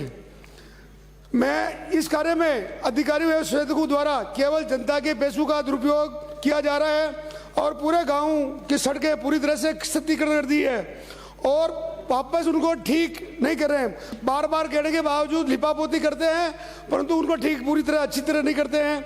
अधिकारी मूकदर्शक रहकर कार्य करवा रहे हैं। ग्रामीणों द्वारा लगातार शिकायतें करने के बाद मतलब कोई भी सुनने वाला नहीं है और जो पानी की टंकियां बढ़ा रखी है उन पे जो आदमी लगा रखे हैं उनको केवल 4,000 रुपये सैलरी दी जा रही है और बीच में ठेकेदार वो सब पैसों को ठेकेदार बीच में रख रखा है और मजदूरों को, गरीब गांव के वासियों को बिल्कुल 4,000 रुपये दे रहे हैं। मैं आप अध्यक्ष महोदय, मैं आपके द्वारा सरकार से मांग करता हूं कि इतनी घोर अनियमितता व लापरवाही को रोके और गुणवत्तापूर्ण कार्य कराएं। जय हिंद, जय भारत। धन्यवाद। शंकर सिंह रावत। श्री अशोक लावटी। धन्यवाद अध्यक्ष महोदय। अध्यक्ष महोदय,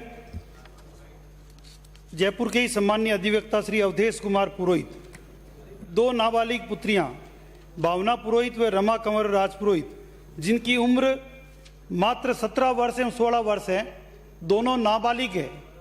दोनों Lyceum senior secondary school Kartarpura में पढ़ती है और 3 फरवरी 2022 को स्कूल से ही दोनों बच्चियां लापता है।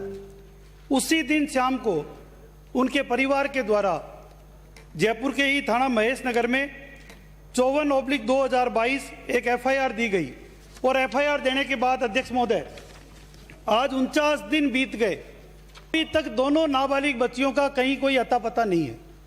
ना पुलिस ने ढूंढने का प्रयास किया अब तक, ना उनको कोई ढूंढा गया। और अध्यक्ष महोदय, जब दोनों बच्चियां नाबालिग हो तो कैसे उस परिवार पर बीतरी होगी। हम यदि सुनते हैं तो सुनकर भी हमारा रोम रोम कांप जाता है। हमारा यदि बच्चा भी 1 घंटा यदि लेट आता है तो पूरा परिवार चिंता में चला जाता है। दोनों बच्चियां, दोनों नाबालिग और आज 49 दिन तक लापता है। अध्यक्ष महोदय, ये भारी दुख के साथ मैं कह रहा हूं कि इतने दिनों के बाद में जब कोई घटना इसमें पुलिस की प्रगति नहीं हुई तो जयपुर की bar association, district bar association, high court bar association और आम जयपुर का नागरिकगण जब इसमें कूदा तो प्रशासन को इसकी सुध आई और 21 तारीख को एक SIT का गठन किया जाता है, लगभग 46 दिन बाद में। आज 49 दिन हो गए अध्यक्ष महोदय, 46 दिन बाद भी यदि कोई बच्चियां, नाबालिग बच्चियां नहीं मिलती हो, मैं समझता हूं शायद हम सब के लिए, राजस्थान के लिए शर्म की बात है कि हमारे परिवार की बच्चियां खो गई। अध्यक्ष महोदय, मैं आपको ये कहना चाहता हूं कि ये राजधानी में ये हाल है तो गांव गरीब का क्या होगा।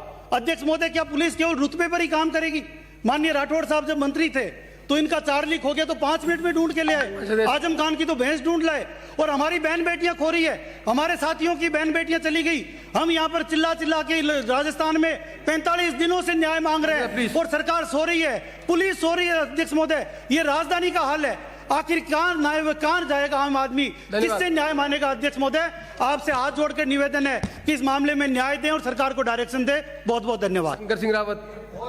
आई will not allow, please Madan ji, ये हर बार गंभीर हो जाता आपके। अध्यक्ष महोदय, नियम 50 के अंतर्गत स्थगन प्रस्ताव। उक्त विषय अंतर्गत ब्यावर नगर परिषद की एम्पावर्ड कमेटी के निर्णय को छिपाकर स्वीकृत किए गए मानचित्र को निरस्त कर निर्माणाधीन अवैध कॉम्प्लेक्स के कार्य निर्माणकर्ता द्वारा दिए गए शपथ पत्र के आधार पर निर्माण को ध्वस्त कराने के संबंध में श्री सूरत प्रकाश पुत्र श्री संतराम एवं अन्य द्वारा भू उपयोग परिवर्तन पत्रावली में 601.28 वर्ग गज का ही आवेदन किया गया है। एम्पावर्ड कमेटी के निर्णय को छुपाकर संपूर्ण 6000 सीनियर आदमी बिना देखे बोले, भाई आप मान सकते सीनियर आदमी है, बिना देखे बोले, व्हाट इज द इशू। पढ़ने का तो लेकर दे उसमें 6178.34 गज का ही पूरा का पूरा पैसा जमा करा दिया गया। अब उसमें कमेटी के अंदर जो 197.2 म्यूजिक नंबर 4.141 का तहत 600 वर्ग गज 601.28 वर्ग का ही कृषि औद्योगिक से वाणिज्यिक उपयोग किया गया है, जबकि उसमें लिखा हुआ है कि ये कृषि में है और उसका कर दिया है आवासीय।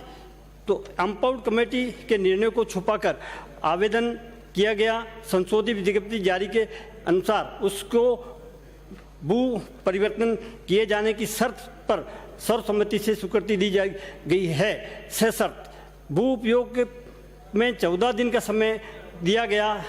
उसमें आदेश परिवर्तन में 27 माह क्यों लगे, विचारणीय प्रश्न है। एम्पावर्ड कमेटी के निर्णय 20/12/2012 में उक्त निर्णय भूमि को कृषि औद्योगिक से बताया गया।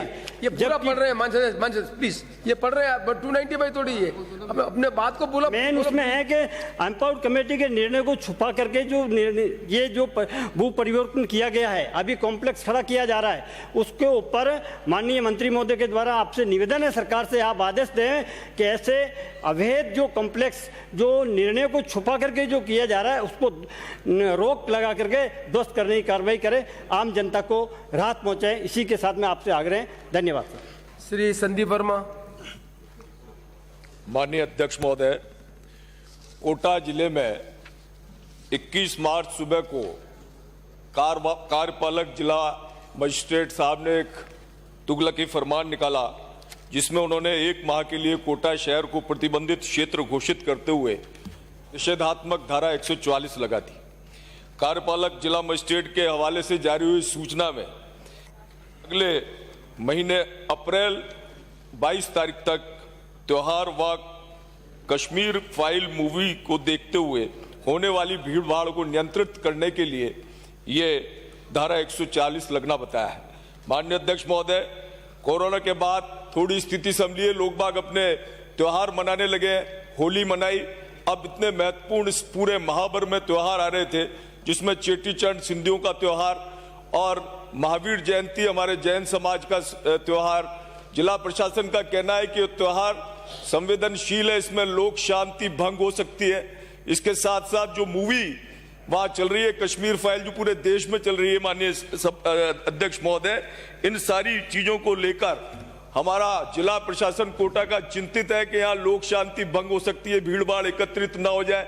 मेरा आपसे कहना है कि जिस तरीके से जो ये धारा 144 कोटा शहर में लगाई गई है, अकारण और बिना किसी तर्क के धारा 144 कोटा शहर में लगाई गई है, जिसमें नहरों में बिना सुरक्षा दीवारों के लोग बाग डूब रहे हैं और उसमें मात्र कुछ पैसे से वो नहरों की सुरक्षा दीवार बन सकती थी।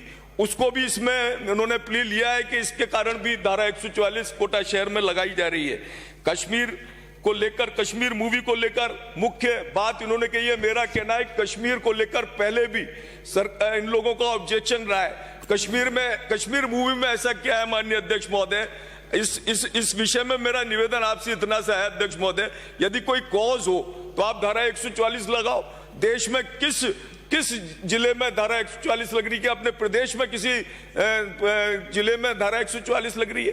तो अन्यथा क्यों कोई अगर कश्मीर की माननीय अध्यक्ष महोदय, कश्मीर मूवी अगर लग भी रही है, उसको लोग बाग शांति से देखकर अपने घर जा रहे हैं, इसमें क्यों किसी बात का ऑब्जेक्शन किसी को होना चाहिए? आज जो एक आदेश आया माननीय अध्यक्ष महोदय, आज जो एक आदेश आया है उसमें कहा कि हमने कश्मीर मूवी का और त्योहारों का जो है को देखते हुए इनको मुक्त कर दिया है। तो फिर ये धारा 144 लगाई किस लिए गई है माननीय अध्यक्ष महोदय? मैं पूछना चाहता हूँ इसका कारण क्या है माननीय अध्यक्ष महोदय? ये धारा 144 वापस ले। प्लीज बेटे, ये धारा 144 को लगाई, इस पर मैं चर्चा नहीं कर सकता। It is the wisdom of the administration, ये इश्यू नहीं है। कल जिस बात पे आपने एजिटेट थे, माननीय कटारिया साहब ने कहा, आज कटारिया साहब मिले, उसके बाद मैंने कलेक्टर से वहां से सूचना मंगाई है। उन्होंने सूचना में बिल्कुल लिखा, जो मैं पढ़ देता हूँ आपको सामने, कंफ्यूजन दूर होगा। इस कार्यालय के समसंख्यक आदेश दिनांक क्रमांक 8-10 दिनांक 21/3/2022 के द्वारा दंड प्रक्रिया संहिता 1973 की धारा 144 के आदेश के क्रम में उत्पन्न भ्रम के कारण पूर्व में जारी आदेश के निम्नानुसार स्पष्ट किया जाता है। ये आदेश जिला कोटा के सिनेमाघरों में प्रदर्शित द कश्मीर फाइल्स फिल्म अथवा अन्य किसी फिल्म के प्रदर्शन पर लागू नहीं होगा। आगामी त्योहारों यथा चेटीचंड, रामनवमी, श्री महावीर जयंती, गुड फ्राइडे, वैसाखी, जुमायतुल विदा आदि के शांतिपूर्ण आयोजन में कोई रोक नहीं रहेगी। मैं समझता हूं कि आपकी भावना के बाद मैंने एडमिनिस्ट्रेशन से पता लगाया और आपकी जो भावना के अनुरूप जो कंफ्यूजन था उसको दूर कर दिया गया और यही आपकी भावना होनी चाहिए। 295 श्रीमती जाफिया जुबैर।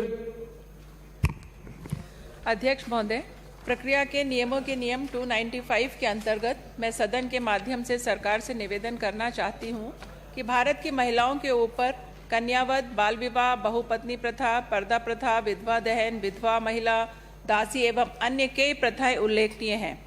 राजस्थान के संदर्भ में महत्वपूर्ण बात यह है कि सामंतवादी व्यवस्था ने स्त्रियों के जीवन को चार दीवारी में समेट दिया था। आज भी ग्रामीण महिला जब अपने घर से निकलती हैं, असुरक्षित और अशांति तथा डर उनके मन में निवास करता है कि वह अपने घर पुनः सुरक्षित पहुंचेंगी या नहीं। इसी डर से ग्रामीण बालिकाएं पढ़ाई को बीच में छोड़कर घर बैठ जाती हैं। शायद ही कोई दिन आता है जब महिलाओं के साथ अभद्रता का समाचार ना मिलता हो। महिलाओं के प्रति अत्याचार, चेन झपटना, छेड़छाड़, ताक-झाक, उन पर गलत नजर रखना, उनका पीछा इत्यादि घटनाएं बढ़ती जा रही हैं। सोशल मीडिया पर गलत तस्वीरें और दुष्प्रचार इत्यादि पोस्ट करना यह तो आम बात हो गई है। मेरा इस सदन के माध्यम से सरकार से निवेदन है कि जनहित को दृष्टिगत रखते हुए सरकार महिलाओं की सुरक्षा के लिए कोई ठोस से ठोस कदम उठाने की कृपा करें। धन्यवाद। श्री धर्मनाथ जी जोशी। माननीय सभापति महोदय, नियम 295 के अंतर्गत विशेष उल्लेख प्रस्ताव मावली विधानसभा क्षेत्र में भीषण पेयजल संकट की स्थिति के संबंध में। विधानसभा क्षेत्र मावली के गांवों में पेयजल का भीषण संकट है। अभी ग्रीष्म ऋतु का आगमन शेष है, लेकिन अभी से पेयजल समस्या विकराल रूप ले रही है। विगत 3-4 महीनों से मावली मुख्यालय सहित कई गांवों में 4-5 दिन में एक बार जलापूर्ति हो रही है, वो भी अत्यल्प दबाव से। मेरा निवेदन है कि मावली विधानसभा क्षेत्र के गांवों की पेयजल समस्या के लिए आपात योजना बनाई जावे। पेयजल संकट के गांवों को चिन्हित कर वहां टैंकरों से जलापूर्ति की जावे। मावली विधानसभा क्षेत्र में पेयजल के समुचित प्रबंध के लिए सरकार विभाग को आवश्यक दिशा निर्देश करें। जिन स्थानों पर हैंडपंप, ट्यूबवेल व पनघट आवश्यक है, उनकी शीघ्र स्वीकृति हो। विगत वर्ष में बजट स्वीकृति के जो हैंडपंप, ट्यूबवेल व पनघट अभी तक नहीं लगे हैं, उन्हें 15 दिन में अविलंब लगवाने के निर्देश प्रदान करावें।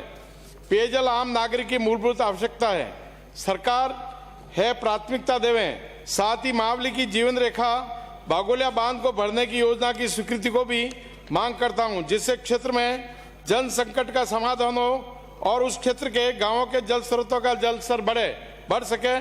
धन्यवाद। श्री नारायण बेनीवाल। सभापति महोदय, नियम 295 के तहत विशेष उल्लेख प्रस्ताव। नागौर जिले सहित प्रदेश के कई जिलों में डीएमएफटी की बैठकें लंबे समय से नहीं होने के कारण प्रभावित हो रहे विकास कार्यों के संबंध में। उपरोक्त विषय में सादर अनुरोध है कि नागौर जिले सहित प्रदेश के कई जिलों में पिछले कई सालों से डीएमएफटी की मीटिंगें आयोजित नहीं हुई और कोरोना काल में भी प्रदेश के कई जिलों में अधिकारियों ने अपनी मन मर्जी से नियमों को दरकिनार करके सिर्फ कागजों में मीटिंग का आयोजन करके स्वीकृतियां जारी कर दी। नागौर जिले में पिछली मीटिंग 16 जुलाई 2018 को हुई। इसके बाद 3 साल से ज्यादा समय हो गया, लेकिन कोई मीटिंग का आयोजन नहीं हुआ। डीएमएफटी से जहां प्रत्यक्ष रूप से खनन प्रभावित गांव है, जो प्रदूषण की मार झेलते हैं, ब्लास्टिंग के समय जान माल को कई बार नुकसान झेलता है और कई जगह खनन की गतिविधियों से प्रदूषण भी तेज गति से फैला है। इसमें सरकार को जहां खनन क्षेत्र है, डीएमएफटी का पैसा वहीं खर्च करना चाहिए जहां से प्रत्यक्ष रूप से रॉयल्टी आ रही है, जबकि अधिकारी इस मामले को गंभीरता से नहीं लेकर उन प्रत्यक्ष गांवों की बजाय और कई अन्य गांवों में मोटा बजट खर्च कर देते हैं, जो शिक्षा, चिकित्सा, पानी सहित अन्य सुविधाएं जो उनको मिलनी चाहिए वे नहीं मिल पा रही है। मेरे विधानसभा क्षेत्र में जो डीएमएफटी में प्रत्यक्ष गांव है, इन गांवों में माडपुरा से चाउंडिया तक, माणकपुर से लालाब तक, शिव से नौका चांदावता तक, अखासर से बामणियावाड़ा तक, रोड चांदावता से मांगलियावास तक, शिव से मांगलियावास सहित अनेक ऐसे प्रत्येक गांवों में सड़क का निर्माण डीएमएफटी फंड से करवाया जाए। माणकपुर, भोजास, तांतवास, बाउंडा, देव, सेनणी, डूकियों की डाणी, कड़वासरों की डाणी, रिया, श्यामदास, रोड चांदावता, जनाना, खजवाणा, बूढ़ डरावता, कर्णू, ताडावास, बेरावास, खोड़वा, हरिपुरा, डेरू, लालाब, गोवा कल्ला, शीलगांव, बेरातड़, बेड़, चाउंडिया, माडपुरा सहित अन्य प्रत्यक्ष और अप्रत्यक्ष खनन प्रभावित गांवों में स्कूलों की जर्जर बिल्डिंग की जगह नई बिल्डिंग का निर्माण करने, कक्षों का आवश्यकता अनुसार निर्माण कराने, खेल मैदान विकसित करना, 4 दीवारी निर्माण सहित अन्य सामुदायिक सुविधाओं के लिए कार्य करवाकर इसका फायदा खनन प्रभावित गांवों के लोगों को दिया जाए। अतः महोदय, राजस्थान विधानसभा के कार्य संचालन तथा प्रक्रिया के नियमों के नियम 295 उक्त लोकहित के महत्वपूर्ण विषय की तरफ सरकार का ध्यान आकर्षित करता हूं। आपने मुझे बोलने का मौका दिया, बहुत बहुत धन्यवाद। श्री जगशी नाम। सभापति महोदय, राजस्थान विधानसभा की प्रक्रिया एवं कार्य संचालन के नियमों के नियम 295 के तहत सरकार से आग्रह है कि जिला सिरोही के सबसे बड़े का शहर आबू रोड में राशि रुपए 482 करोड़ का सीवरेज कार्य L&T कंपनी के अनुभवहीन सम कॉन्ट्रैक्टर को देकर समूचे सीवरेज प्रोजेक्ट को तकनीकी रूप से द्वेषपूर्ण गुणवत्ताहीन बना दिया है। सीवरेज कार्यों में निर्धारित मापदंडानुसार कार्य नहीं किया जा रहा है। नाम मात्र का सीवरेज क्रेशर डस्ट का उपयोग किया जा रहा है। भूमिगत सीवरेज मटेरियल गुणवत्ताहीन लगाया जा रहा है। सीवरेज कार्य के लिए खोदे गए गड्ढे सड़कों की मरम्मत बहुत ही घटिया तरीके से की जा रही है। समूचे सीवरेज प्रोजेक्ट में भारी अनियमितताओं, मापदंडों के विपरीत कार्यों को लेकर नगर पालिका के पार्षदों, आम जन, सामाजिक व्यापारिक संगठनों ने एवं कार्य के जानकार तकनीकी विशेषज्ञों द्वारा निरंतर पुरजोर लिखित मौखिक आपत्ति जताने के बावजूद कार्य में कोई सुधार नहीं, कोई जांच कार्रवाई नहीं होना स्थानीय नगर पालिका आबू रोड जिनको सीवरेज प्रोजेक्ट पूर्ण होने तक रखरखाव के लिए हस्तांतरित किया जाना है, पूछे जाने पर भी नक्शा प्रोजेक्ट प्लांट की जानकारी नहीं देना समूचे सीवरेज प्रकरण में बड़े आर्थिक घोटाले की ओर इशारा कर रहा है। अतः लोक महत्व में आबू रोड सीवरेज कार्य को रुकवा कर अब तक किए गए कार्य की गुणवत्ता जांच, तकनीकी जांच एवं अब तक कार्य का कर चुके सब कॉन्ट्रैक्टर गुण अवगुण की जांच की जाकर न्यायोचित कार्रवाई अमल में लाई जावे। धन्यवाद। श्री नारायण सिंह देओल। माननीय सभापति महोदय, राजस्थान विधानसभा प्रक्रिया तथा कार्य संचालन संबंधित नियम 1986 के नियम 295 के अंतर्गत विशेष उल्लेख प्रस्ताव। महोदय जी, मेरे विधानसभा क्षेत्र रानीवाड़ा के उपखंड मुख्यालय जसवंतपुरा एवं आसपास के गांव सहित बड़ी संख्या में जालोर जिले के प्रवासी राजस्थानी काम धंधे एवं व्यापार और इलाज के लिए प्रतिदिन जसवंतपुरा से सूरत, अहमदाबाद और बड़ौदा आते जाते रहते हैं। जसवंतपुरा उपखंड मुख्यालय रेल मार्ग से जुड़ा हुआ नहीं है, इसलिए यहाँ आवागमन का एकमात्र साधन परिवहन निगम की बसें ही है, जो कोरोना से पहले जालोर से सूरत, अहमदाबाद, बड़ौदा वाया जसवंतपुरा संचालित हो रही थी, परंतु पिछले 2 वर्ष से कोरोना के कारण उन्हें बंद कर दिया गया है। हमारे प्रदेश एवं देश में कोरोना का प्रभावी काम काफ़ी कम हो चुका है और बड़ी तादाद में वैक्सीनेशन भी हो चुका है और आवागमन के सभी साधन कोरोना से पहले ही की तरह संचालित किए जा रहे हैं, परंतु उक्त बस सेवा को अभी तक शुरू नहीं किया है। जिले के प्रवासी राजस्थानियों की मांग है कि इस बस सेवा को दोबारा चालू किया जाए। अतः मैं इस विशेष उल्लेख प्रस्ताव के माध्यम से माननीय परिवहन मंत्री जी महोदय से निवेदन करना चाहता हूं कि जालोर से सूरत, अहमदाबाद, बड़ौदा वाया जसवंतपुरा बस सेवा को पुनः संचालित करवाकर आम जन को राहत प्रदान करावें। धन्यवाद। श्री फूल सिंह मीणा। आदरणीय सभापति महोदय, प्रक्रिया तथा कार्य संचालन के नियम 295 के तहत विशेष उल्लेख के माध्यम से मैं निवेदन करता हूं कि पूर्व में सरकार द्वारा प्रशासन गांवों के संघ व प्रशासन शहरों के संघ अभी तक अभियान लगाया गया था, मगर यह शिविर स्थगित कर दिया गया है, जिसकी वजह से बहुत सारी पंचायतें व शहर के वार्डों में यह शिविर तुरंत लगवाकर मेरे उदयपुर जिले में यूआईटी पेराफेरी एरिया में वर्षों से आदिवासी जनजाति परिवार की ज़्यादा आबादी है, वह सभी जाति के लोग यहाँ निवास कर रहे हैं और पेराफेरी एरिया में सभी जनप्रतिनिधियों ने शिविरों का विरोध भी किया था और सरकार के मंत्रीगणों ने विश्वास दिलाया था कि हम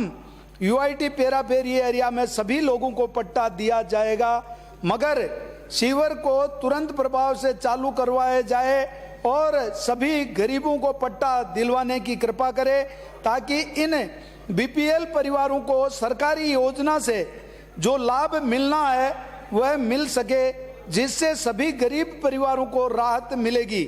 उदयपुर नगर निगम की एक कॉलोनी ऐसी भी है जो विजय सिंह प्रतीक नगर कच्ची बस्ती सेक्टर 9 के कुछ लोगों को 1999 में पट्टे यूआईटी के द्वारा दिए गए थे, लेकिन बाद में यह पूरी जमीन देवस्थान विभाग के नाम पर कर दी गई है। इस कारण इन्हें पट्टे नहीं मिल पा रहे हैं। अतः इस जमीन को पुनः नगर निगम या यूआईटी के नाम करके उक्त लोगों को पट्टे प्रदान करवाकर उनको राहत प्रदान करे। अतः मेरा विशेष उल्लेख प्रस्ताव के माध्यम से निवेदन है कि उपरोक्त विषय पर उचित कार्रवाई की जाए। बहुत बहुत धन्यवाद। श्री हीराराम। नियम 295 के अंतर्गत भिलाड़ा विधानसभा क्षेत्र के अंतर्गत नवीनीकरण, मरम्मत एवं मिसिंग लिंक सड़कों के संबंध में निर्माण करने के क्रम में विशेष उल्लेख। महोदय जी, सर्वप्रथम माननीय सभापति महोदय को धन्यवाद ज्ञापित करता हूं कि आपने मुझे बोलने का अवसर प्रदान किया। मैं आपके माध्यम से माननीय मुख्यमंत्री महोदय का भी मैं भिलाड़ा विधानसभा क्षेत्र और मेरी तरफ से बहुत बहुत आभार प्रकट करता हूं कि उन्होंने प्रत्येक विधानसभा में 10 करोड़ की सड़कों की घोषणा की। साथ ही यह है कि मेरे भिलाड़ा विधानसभा क्षेत्र में, जो कि पाली नागौर जिलों की सीमा लगती है, क्षेत्रवासियों के परिवहन के माध्यम से घरेलू चिकित्सा आदि कामों से आना जाना रहता है। सभापति महोदय जी, भिलाड़ा विधानसभा क्षेत्र में निम्न प्रकार की सड़कों का निर्माण करवाए जाने की स्वीकृति सरकार से दिलाई जावे, जिसमें सबसे पहले एक दूसरे ग्राम पंचायत से राजस्व गांवों में आने जाने की कनेक्टिविटी सुनिश्चित की जा सके। महोदय, हर वर्ष वृष्टि अतिवृष्टि होने की वजह से ग्रेवल टूटी हुई सड़कों पर बड़े गड्ढे बन पानी से भरे रहते हैं, आवागमन बाधित रहता है। बच्चों को स्कूल व किसानों को घर से खेतों में जाने के लिए बहुत परेशानी का सामना करना पड़ता है। महोदय, सड़कें टूटी हुई होने के कारण परिवहन विभाग की बसें जो चल रही थी वो भी बंद हो गई। ग्रामीण बहुत रोष में है। सभापति महोदय, सार्वजनिक निर्माण क्षेत्र में ग्रामीणों के मांग के अनुसार निम्न सड़कों का निर्माण करवाए जाने हेतु स्वीकृति सरकार से दिलवाई जावे, जो निम्न प्रकार है। लांबा से तिलवास तक डामर रोड निर्माण कार्य, रुड़कली से बिशलपुर तक डामर रोड निर्माण कार्य, चड्डानी से खारिया अनावास तक डामर रोड निर्माण कार्य, बोल से रियानगर तक, जाग से गारुओं की ढाणी होते हुए बगासनी तक, बिजासनी से जैतीवास वाया जेलवा तक, जसवंतपुरा से बांजड़गढ़ सड़क, बोरुंदा पिपली चौराहे से राम सागर मालियों की ढाणी तक, जाग मंगरा नाडा से बेट जाने वाले रास्ते पर, जालूपुरा से देवासियों की ढाणी तक, हर्ष देवल से देवली सीमा तक, मंगला नाडा से बेट सीमा तक, रणसी गांव से मुरकासनी बाईपास होते हुए मेघवालों की ढाणी तक, गुरुकुल अरावली से बजरंग स्टोन क्रेशर कापड़ा, साथ ही पलासनी से बिसलपुर पुड़िया निर्माण, पलासनी से चांदेलाव, जालेली से फौजदार से 16 मील है, विष्णु की ढाणी से चांदेलाव, इन सड़कों का निर्माण करवाना आवश्यक है। उक्त सड़कों का निर्माण हो जाने से लंबे समय से आवागमन हेतु ग्रामीण जन वंचित है, उनसे आवागमन की सुविधा हो जाएगी और समय की बचत होगी। अतः सभापति महोदय, मेरा आपके माध्यम से माननीय मंत्री से निवेदन है कि उक्त सड़कों का निर्माण जल्द से जल्दी करवाने का श्रम करावें। धन्यवाद। श्री लक्ष्मण मीणा। श्री ओम प्रकाश हुडला। राजस्थान विधानसभा की प्रक्रिया एवं कार्य संचालन संबंधी नियमों की नियम 295 के अंतर्गत महुआ को जिला बनाने के संबंध में विशेष उल्लेख प्रस्ताव प्रस्तुत कर निवेदन है कि टोडाभीम, वैर, कठूमर, लक्ष्मणगढ़, रैणी और महुआ को मिलाकर एक जिला बनाया जा सकता है। उक्त सभी कस्बे एक दूसरे से लगभग कम दूरी पर पड़ते हैं। महुआ में 2 राष्ट्रीय राजमार्ग हैं और एक स्टेट हाईवे भी है। महुआ जिला बनाने की सभी शर्तों को पूर्ण करता है। क्षेत्रवासियों की लंबे समय से भी मांग है कि महुआ को जिला बनाया जाए। अगर महुआ को जिला बनाया जाता है तो सभी कस्बों का विकास होगा।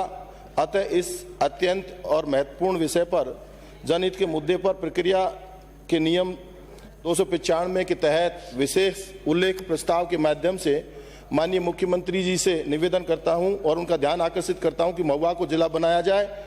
जय हिंद, जय सर समाज। श्री रामनारायण मीणा। आदरणीय अध्यक्ष जी, जिला मुख्यालय बूंदी शहर में लगभग 50 वर्ष पुरानी आबाद गुरु नानक कॉलोनी में पुरानी तहसील कार्यालय के पीछे निर्मित नाला की चौड़ाई कम होने से अवरुद्ध हो जाता है एवं उस पर अतिक्रमण होने के कारण नियमित सफाई व्यवस्था के अभाव में गंदा पानी भरा रहता है। पानी की निकासी एवं ढलान नहीं होने से मकानों से निकलने वाला गंदा पानी एवं बरसात के पानी से कीचड़ एवं गंदगी बनी रहने से मच्छरों के पैदा होने से बीमारियां फैल रही है। नाली में पानी भरा रहने के कारण दोनों ओर के मकानों में सीपेज और सीलन पैदा हो रही है, जिसके कारण मकान क्षतिग्रस्त होकर गिरने की आशंका है। बूंदी में राजस्थान शहरी आधारभूत ढांचा विकास परियोजना अंतर्गत करवाए गए कार्य में भी इस जनहित के कार्य को नजरअंदाज किया गया है, जबकि माजी साहब के कुंड के आसपास बने मकानों से निकलने वाला गंदा एवं बरसाती पानी की उचित निकासी नहीं होने से ऐतिहासिक माजी साहब के कुंड का स्वरूप बिगड़कर गंदे तालाब में तब्दील हो रहा है, जिससे आसपास निवासरत नागरिकगण व्याप्त दुर्गंध एवं गंदगी से तकलीफ में है। गंदा पानी ओवरफ्लो होकर आगे की आबादी में भी गंदगी फैलाता है। नागरिकों द्वारा कई मरतबा अवगत कराने के बावजूद नगर परिषद बूंदी द्वारा उल्लेखनीय कार्य नहीं करने से समस्या गंभीर से अति गंभीर होती जा रही है। अतः अनुरोध है कि जिला मुख्यालय बूंदी की गुरु नानक कॉलोनी वाले पुरातत्व की दृष्टि से महत्वपूर्ण माजी साहब के कुंड के आसपास एवं पुराने तहसील कार्यालय के पीछे के हिस्से के रिहायशी गंदे क्षेत्र से गंदे पानी एवं फैल रही गंदगी के निस्तारण के लिए नाली की चौड़ाई बढ़ाई जाकर सही ढलान रखा जाने के लिए उचित कार्रवाई करने तो आदेश जारी करने की कृपा करें। धन्यवाद। श्री जोराराम कुमावत।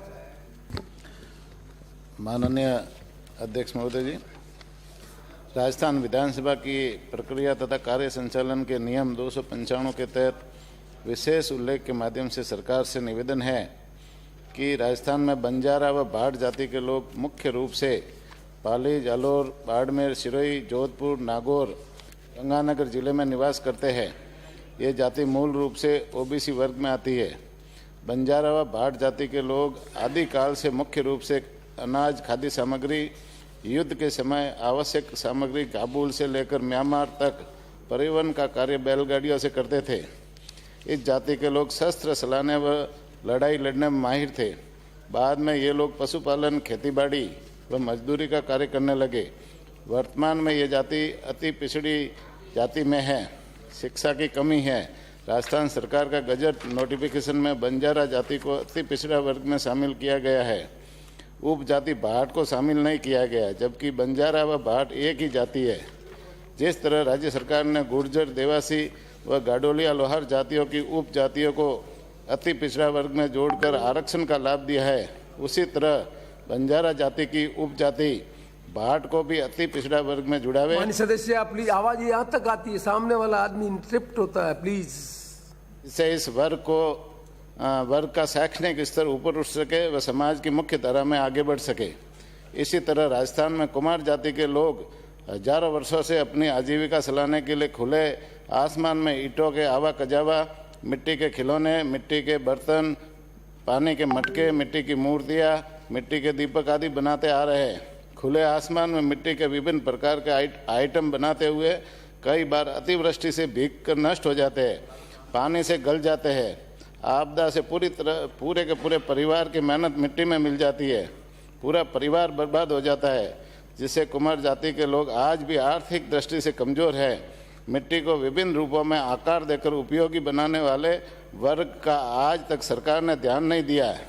मैं सरकार से मांग करता हूं कि इस वर्ग के हित में मिट्टी के काम करने के लिए जमीन आवंटन करने का सरलीकरण करने, आपदा से नष्ट होने पर जिस तरह किसानों को मुआवजा दिया जाता है, उसी तरह सरकार की तरफ से मुआवजा देने, कुटीर उद्योग की सामग्री का बीमा करने का प्रावधान करने व ईंट भट्टों पर लगाए गए टैक्स को हटाने का प्रावधान किया जाए, जिससे आर्थिक रूप से कमजोर वर्ग को समाज की मुख्य धारा में लाया जा सके।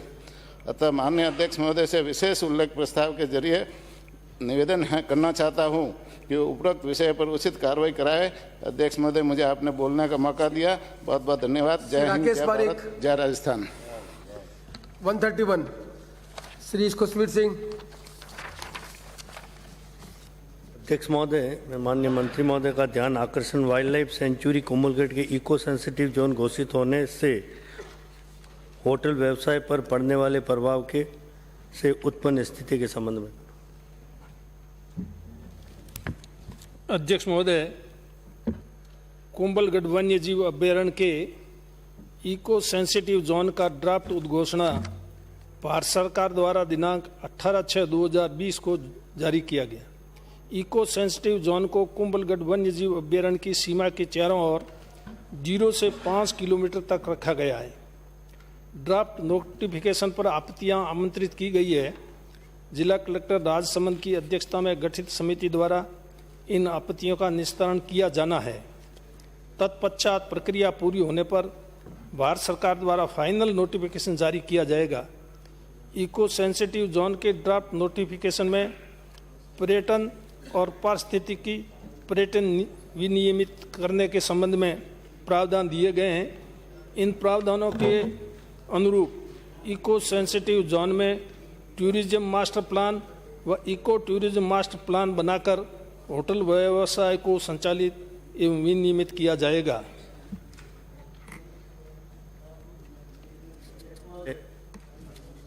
माननीय मंत्री महोदय ने मास्टर प्लान में पर्यटन के परमिट किया जाएगा, जवाब में ये दिया है। और मैं अध्यक्ष महोदय निवेदन करना चाहूँगा कि जो आपने ड्राफ्ट नोटिफिकेशन जो जारी किया है और ये जारी 18 जून 2020 और इसकी समय सीमा 2 माह थी, कोई बात नहीं, लंबा हो गया। मैं इसमें आपने स्पष्ट तौर पे मना किया हुआ है ड्राफ्ट नोटिफिकेशन जो विभाग ने जारी किया है, और ड्राफ्ट नोटिफिकेशन भी सही तरीके से जो प्रोसीजर अपनाना था वो नहीं अपनाया गया प्रोसीजर। मैं निवेदन करना चाहूँगा, पारिस्थितिकी पर्यटन क्रियाकलापों हेतु लघु अस्थायी संरचनाओं के निर्माण के सिवाय संरक्षित क्षेत्र की सीमा से 1 किलोमीटर के भीतर या पारिस्थितिकी संवेदी जोन की सीमा तक इनमें से जो भी अधिक निकट हो, नए वाणिज्यिक होटलों रिसोर्ट की स्थापना अनुज्ञात नहीं होगी, परंतु संरक्षित क्षेत्र की सीमा से 1 किलोमीटर बाहर पारिस्थितिकी संवेदी जोन की सीमा तक पर्यटन महायोजना लागू दिशा निर्देश के अनुसार इनमें जो भी अधिक निकट हो। मैं अध्यक्ष महोदय निवेदन करना चाह रहा हूं कि 1 किलोमीटर का तो आपने इसमें मना कर दिया, अब 1 किलोमीटर के बाहर आप और हम कौन, विभाग कैसे परमिशन देगा या नहीं देगा, ये आपने लिखा है इस जवाब में। इसमें भी कॉन्ट्रोडिक्शन है आपके इसमें, और आपने 5 किलोमीटर की बात कही है, 5 किलोमीटर तक। मैं निवेदन करना चाहूँगा अध्यक्ष महोदय कि कोमलगढ़ वाइल्ड लाइफ सेंचुरी जो है वो 610 वर्ग किलोमीटर है और आपका इको सेंसिटिव जोन 1001 किलोमीटर आपने बना दिया, उससे भी लगभग डबल आप इको सेंसिटिव जोन बनाने जा रहे हो, तो ये कहाँ तर्क संगत है। दूसरा, आपने 31 मार्च 2015 को एक डिफेक्टिव आदेश जारी किया अध्यक्ष महोदय, उसमें स्पष्ट आपने लिखा है Ranthambore tiger reserve, critical tiger habitat of Sariska tiger reserve, Komalgarh wild life sanctuary and Jawai leopard conservation reserve. मंत्री महोदय, मैं आपसे निवेदन करना चाहूँगा कि ये जो आपने लिखा है इसमें आपने स्पष्ट तौर पे प्रोटेक्टेड एरिया और क्रिटिकल टाइगर जोन CTH इन दोनों को शामिल कर दिया, जबकि इसका कोई लेना देना नहीं है। ये प्रोटेक्टेड एरिया जो है ये wild life act 1972 section national park के लिए 18 है, सेंचुरी के लिए 35 है और कॉमर्शियल कम्युनिटी रिजर्व के लिए 36C और कंजर्वेशन के लिए 36A, लेकिन इसमें आपने CTH डाल दिया है, क्रिटिकल टाइगर हैबिटेट। मंत्री महोदय, मैं निवेदन करना चाहूँगा, ये है 36V के तहत इन दोनों को शामिल कर दिया आपने। किसको माना जाए, CTH को माना जाए या आपने ये जो प्रोटेक्टेड एरिया, ये दोनों ये आदेश ही अध्यक्ष महोदय बिल्कुल डिफेक्टिव आदेश है। इस आदेश को एग्जामिन करवाया जाए और इसको तुरंत प्रभाव से इस आदेश को आज से ही घोषणा करके इसको निरस्त करवाया जाए। मेरा निवेदन है कि आप हर बार विभाग ये एक बात करता है, विभाग सुप्रीम कोर्ट की रूलिंग का हवाला देता है। मैं अध्यक्ष महोदय निवेदन करना चाहूँगा, माननीय उच्च न्यायालय का निर्णय गोवा फाउंडेशन वर्सेस भारत संघ इको सेंसिटिव जोन डिक्लेयर होता तब तक सेंचुरीज नेशनल पार्क के 10 किलोमीटर एरिया तक जो भी वाणिज्यिक गतिविधि की जाती और उसमें पर्यावरण स्वीकृति की आवश्यकता हो तो national board for wild life से अनुमति लेना आवश्यक होगा। EIA एनवायरमेंट इम्पैक्ट असेसमेंट 2006 के तहत 50,000 वर्ग मीटर तक पर्यावरण की स्वीकृति की आवश्यकता नहीं है अध्यक्ष महोदय। तो मेरा आपसे निवेदन है कि ये जो आपने जवाब दिया और ड्राफ्ट नोटिफिकेशन में आपने जो लिखा है उसमें आप 1 किलोमीटर तक आप करने जा रहे हो, फिर आप मैं टेबल करूंगा। तो अध्यक्ष महोदय मैं चाहूंगा मंत्री महोदय ये जो 31 मार्च 2015 का आदेश डिफेक्टिव है और इसको CTH और प्रोटेक्टेड एरिया दोनों को एक साथ डाल दिया है। सेंचुरी भाई आप अध्यक्ष महोदय कुंभलगढ़ में टाइगर नहीं है और न जवई में है टाइगर, तो इसको एक साथ आपने डाल के इस तरह से इसका एग्जामिन आप करवाएं ताकि सही न्याय मिल सके। और होटल व्यवसाय के लिए आप माइनिंग के लिए आप रोक लगा सकते हो, अन्य गतिविधि के लिए होटल के लिए छूट दी जाए। मंत्री जी बात सुन लें। अध्यक्ष महोदय, ये भारत सरकार ने ड्राफ्ट नोटिफिकेशन जो जारी किया है ये फर्स्ट स्टेज है। इस पर अभी आपत्तियां आमंत्रित की गई है। आपकी भी कोई आपत्ति है जनप्रतिनिधि की है या वहाँ की जनता की है, किसी भी कोई आपत्ति आएगी उस आपत्ति को सुनने के बाद, विचार करने के बाद और उनकी राय को ध्यान में रखते हुए उनकी वहाँ की स्थानीय लोगों की जो भी समस्याएं हैं उन सब को ध्यान में रखते हुए ये बाद में भारत सरकार को भेजा जाएगा। अभी सरिस्का में भी इको सेंसिटिव जोन का मामला चल रहा है, तो उसमें सभी जो जनप्रतिनिधि जिन्होंने भी आपत्ति प्रस्तुत की उसमें मंत्री तक भी शामिल थे, सबको मैंने बुलाया। मेरे वहाँ मंत्रालय भवन में 2 बार मीटिंग की और इनको मतलब माननीय सदस्य की बात है, ये माननीय सदस्य खुशवीर सिंह जी या दूसरे किसी भी माननीय सदस्य की या किसी भी व्यक्ति की कोई भी इसके बारे में कोई आपत्ति है तो वो अपनी आपत्ति दर्ज कराएं, पेश करें और मुझसे भी इसके बारे में बताएं। तो मैं अधिकारियों के साथ में बैठ करके बिल्कुल ऐसा ही काम करेंगे जिससे जनता को कोई तकलीफ नहीं हो। इको सेंसिटिव जोन घोषित करना भी जरूरी, लेकिन इसको सेंसिटिव जोन घोषित करके और जनता को परेशानी में डालने का हमारा काम नहीं है। इसलिए बिल्कुल आप निश्चित रहें, जो भी ये फाइनल जो होगा आपको साथ में बैठा कर अधिकारियों के साथ में आपको बिठा करके मैं साथ में बैठ करके इसको फाइनल करेंगे, जिससे आपकी जो भी आपत्ति है, जो भी आपकी शिकायत है वो दूर हो जाएगी। चर्चा हो गई। माननीय मंत्री जी मैं एक ही कमेंट करूंगा, बाकी सब बात हो गई। कावड़िया एक जगह है, मैं चाहूंगा कि फॉरेस्ट डिपार्टमेंट के अधिकारी वहां जाएं। जिस तरह से आज़ादी के बाद कावड़िया में फॉरेस्ट के लाज को, सारे लाज को मानते हुए जिस तरह का टूरिज्म डेवलप किया है, क्या राजस्थान सरकार के विभाग के अधिकारी वहां जाकर उस चीज को देखकर राजस्थान में जो हमारे जितना फॉरेस्ट है उसके टूरिज्म को डेवलपमेंट करने के लिए कुछ नियम और कानून में परिवर्तन करेंगे, जिससे राजस्थान में टूरिज्म और इको जोन के सब चीजें ठीक ढंग से एड्रेस हो सके। मैं इसलिए कहना चाहता हूं, मैं स्वयं वहां जाके आया हूं as a speaker. Structure development करना अलग चीज है। आज की डेट में टेक्नोलॉजी इतनी ज्यादा डेवलप हो गई है, कोई ब्रिक और ईंट से मकान बनाना जरूरी नहीं है। आप दूसरी सुविधा भी, स्विच टेंट आ गए, इतनी ज्यादा चीजें आ गई है। टूरिज्म को डेवलपमेंट कराने के लिए फॉरेस्ट डिपार्टमेंट का जो कंजर्वेटिव अप्रोच है उस अप्रोच में थोड़ा परिवर्तन किया जाना चाहिए, जिससे राजस्थान में बहुत ज्यादा बड़े पैमाने पर टूरिज्म डेवलप हो सके। मेरा ये रहेगा आपसे अनुरोध कि विभाग के अधिकारियों को एक बार आप भेज कर देखें कि कैसे उन्होंने एक नया टूरिज्म डेवलपमेंट कराया। जब हम स्पीकर गए थे वहां गए, 45 लाख आदमी वहां पर आकर देख चुके हैं। मैं समझता हूँ कि इन चीजों के संबंध में भी राजस्थान सरकार को ध्यान देना चाहिए। अध्यक्ष, टीम बड़ा एक कमेटी बना के भेजो ना हम सब लोगों को, 5-10 लोगों को। जब आवश्यकता होगी पहले विभाग के अधिकारी चल जाए फिर भेजेंगे। अध्यक्ष महोदय, आपने जो आदेश दिया है, अनुरोध नहीं आपका तो आदेश ही है, आपने जो आदेश दिया ये आदेश मेरे को अब आदेश देने की जरूरत नहीं, आपका आदेश ही आदेश है। तो ये अधिकारी लोग जाएंगे वहां पर, देख करके बिल्कुल आपके आदेश के अनुसार आगे कार्रवाई करेंगे। श्री चर्चा समाप्त। श्री बलजीत यादव। अध्यक्ष महोदय, मैं आपके माध्यम से नीमराणा फोर्ट के पास वन भूमि पर हो रहे अतिक्रमण के संबंध में मंत्री जी का ध्यान आकर्षित कराना चाहता हूं।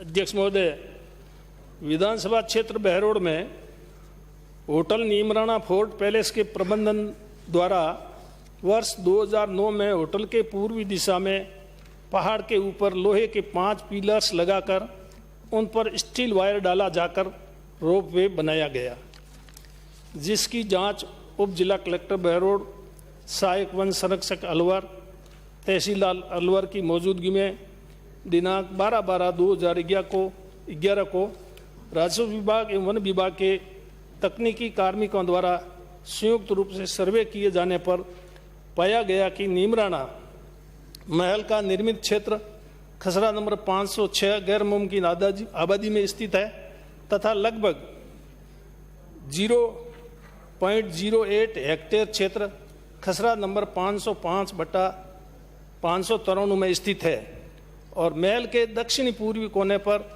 स्थित रोप वे के पिलर खसरा नंबर 505/593 में स्थित है तथा शेष सभी रोप वे के पिलर जो महल के उत्तर की तरफ है वे जंगलात विभाग की भूमि पर स्थित है।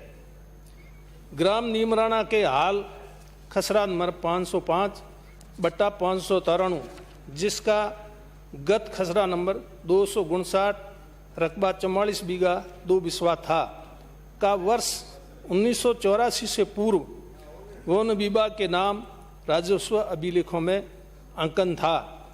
भू प्रबंध कार्रवाई के दौरान तत्कालीन सहायक भू प्रबंध अधिकारी द्वारा मिसल नंबर 1186/84 निर्णय दिनांक 1/12/1984 से गत खसरा नंबर 259 से बने हाल खसरा नंबर 505 रकबा 10.93 हेक्टेयर में से 4.75 हेक्टेयर रकबा कम कर नवीन खसरा नंबर 505/593 कायम कर भूतपूर्व नरेश नीमराणा श्री राजेंद्र सिंह चौहान पुत्र उमराव सिंह चौहान कोम राजपूत के नाम दर्ज किया गया। वर्तमान में उक्त खसरा नंबर 505/593 की 4.75 हेक्टेयर भूमि messrs Delhi warehouse private limited नई Delhi director Amarnath ROA 51 Nizamuddin east new Delhi के नाम अंकित है। सहायक भू प्रबंध अधिकारी द्वारा वन भूमि को हस्तांतरित किए जाने के संबंध में वन विभाग द्वारा दिनांक 18/10/11, दिनांक 23/8/13, दिनांक 6/8/15, दिनांक 27/8/18 एवं दिनांक 19/3/21 द्वारा जिला कलेक्टर अलवर को लिखा गया कि वर्ष 1984 में भू प्रबंध संक्रियाओं दौरान भूमि को अन्य व्यक्ति के नाम दर्ज करना वन संरक्षण अधिनियम 1980 के प्रावधानों का सरासर उल्लंघन तथा प्रकरण 2202/95 माननीय सर्वोच्च न्यायालय दिल्ली द्वारा पारित निर्णय दिनांक 22/12/1996 इस क्रम में राज्य सरकार द्वारा जारी परिपत्र दिनांक 14/12/1 के दिशा निर्देशों का उल्लंघन है। विभाग द्वारा जिला कलेक्टर अलवर को उक्त भूमि को वन विभाग के नाम वापस दर्ज करवाए जाने की व्यवस्था करवाने हेतु लिखा गया। अन्यथा यह भी लिखा गया कि संबंधित लोक सेवकों के विरुद्ध वन संरक्षण अधिनियम 19 के प्रावधानुसार प्रकरण दर्ज करने हेतु वन विभाग द्वारा बाध्य होना पड़ेगा। जिला कलेक्टर अलवर द्वारा भू प्रबंध अधिकारी अलवर को दिनांक 6/12/13 एवं 24/2/14 वांछित कार्य करने के निर्देश दिए गए। प्रभारी अधिकारी भू अभिलेख अलवर द्वारा तहसीलदार नीमराणा को अपने पत्र दिनांक 12/12/18 से जांच करने हेतु निर्देशित किया गया। न्यायालय सहायक वन संरक्षक अलवर में नीमराणा महल संबंधी LR लैंड रेवेन्यू एक्ट की धारा 91 के तहत प्रकरण दिनांक 1/1/2020 को दर्ज किया गया। उक्त प्रकरण में कार्रवाई प्रगति पर है, जिसकी आगामी पेशी दिनांक 6 अप्रैल 2022 नियत है। महोदय, हैरान हूँ ये देख करके कि आपने मंत्री जी ने बताया 11 में, 13 में, 15 में, 18 में और 21 में इतनी बार आपके सहायक भू प्रबंध अधिकारी ने लिखा कलेक्टर को कि भाई ये ज़मीन है, ये हमारी है और ये गलती से ये राजेंद्र पुत्र उमराव के नाम दर्ज हो गई सेटलमेंट में और इसको वापस दर्ज किया जाए वन विभाग के। सुप्रीम कोर्ट के भी निर्णय आदेश हैं कि वन भूमि कभी भी गलती से कैसे भी किसी के प्राइवेट आदमी के किसी के चली गई तो वापस दर्ज होगी, लेकिन इतनी बार लिखने के बाद भी कलेक्टर उसको दर्ज कर नहीं रहा है वन विभाग के नाम से।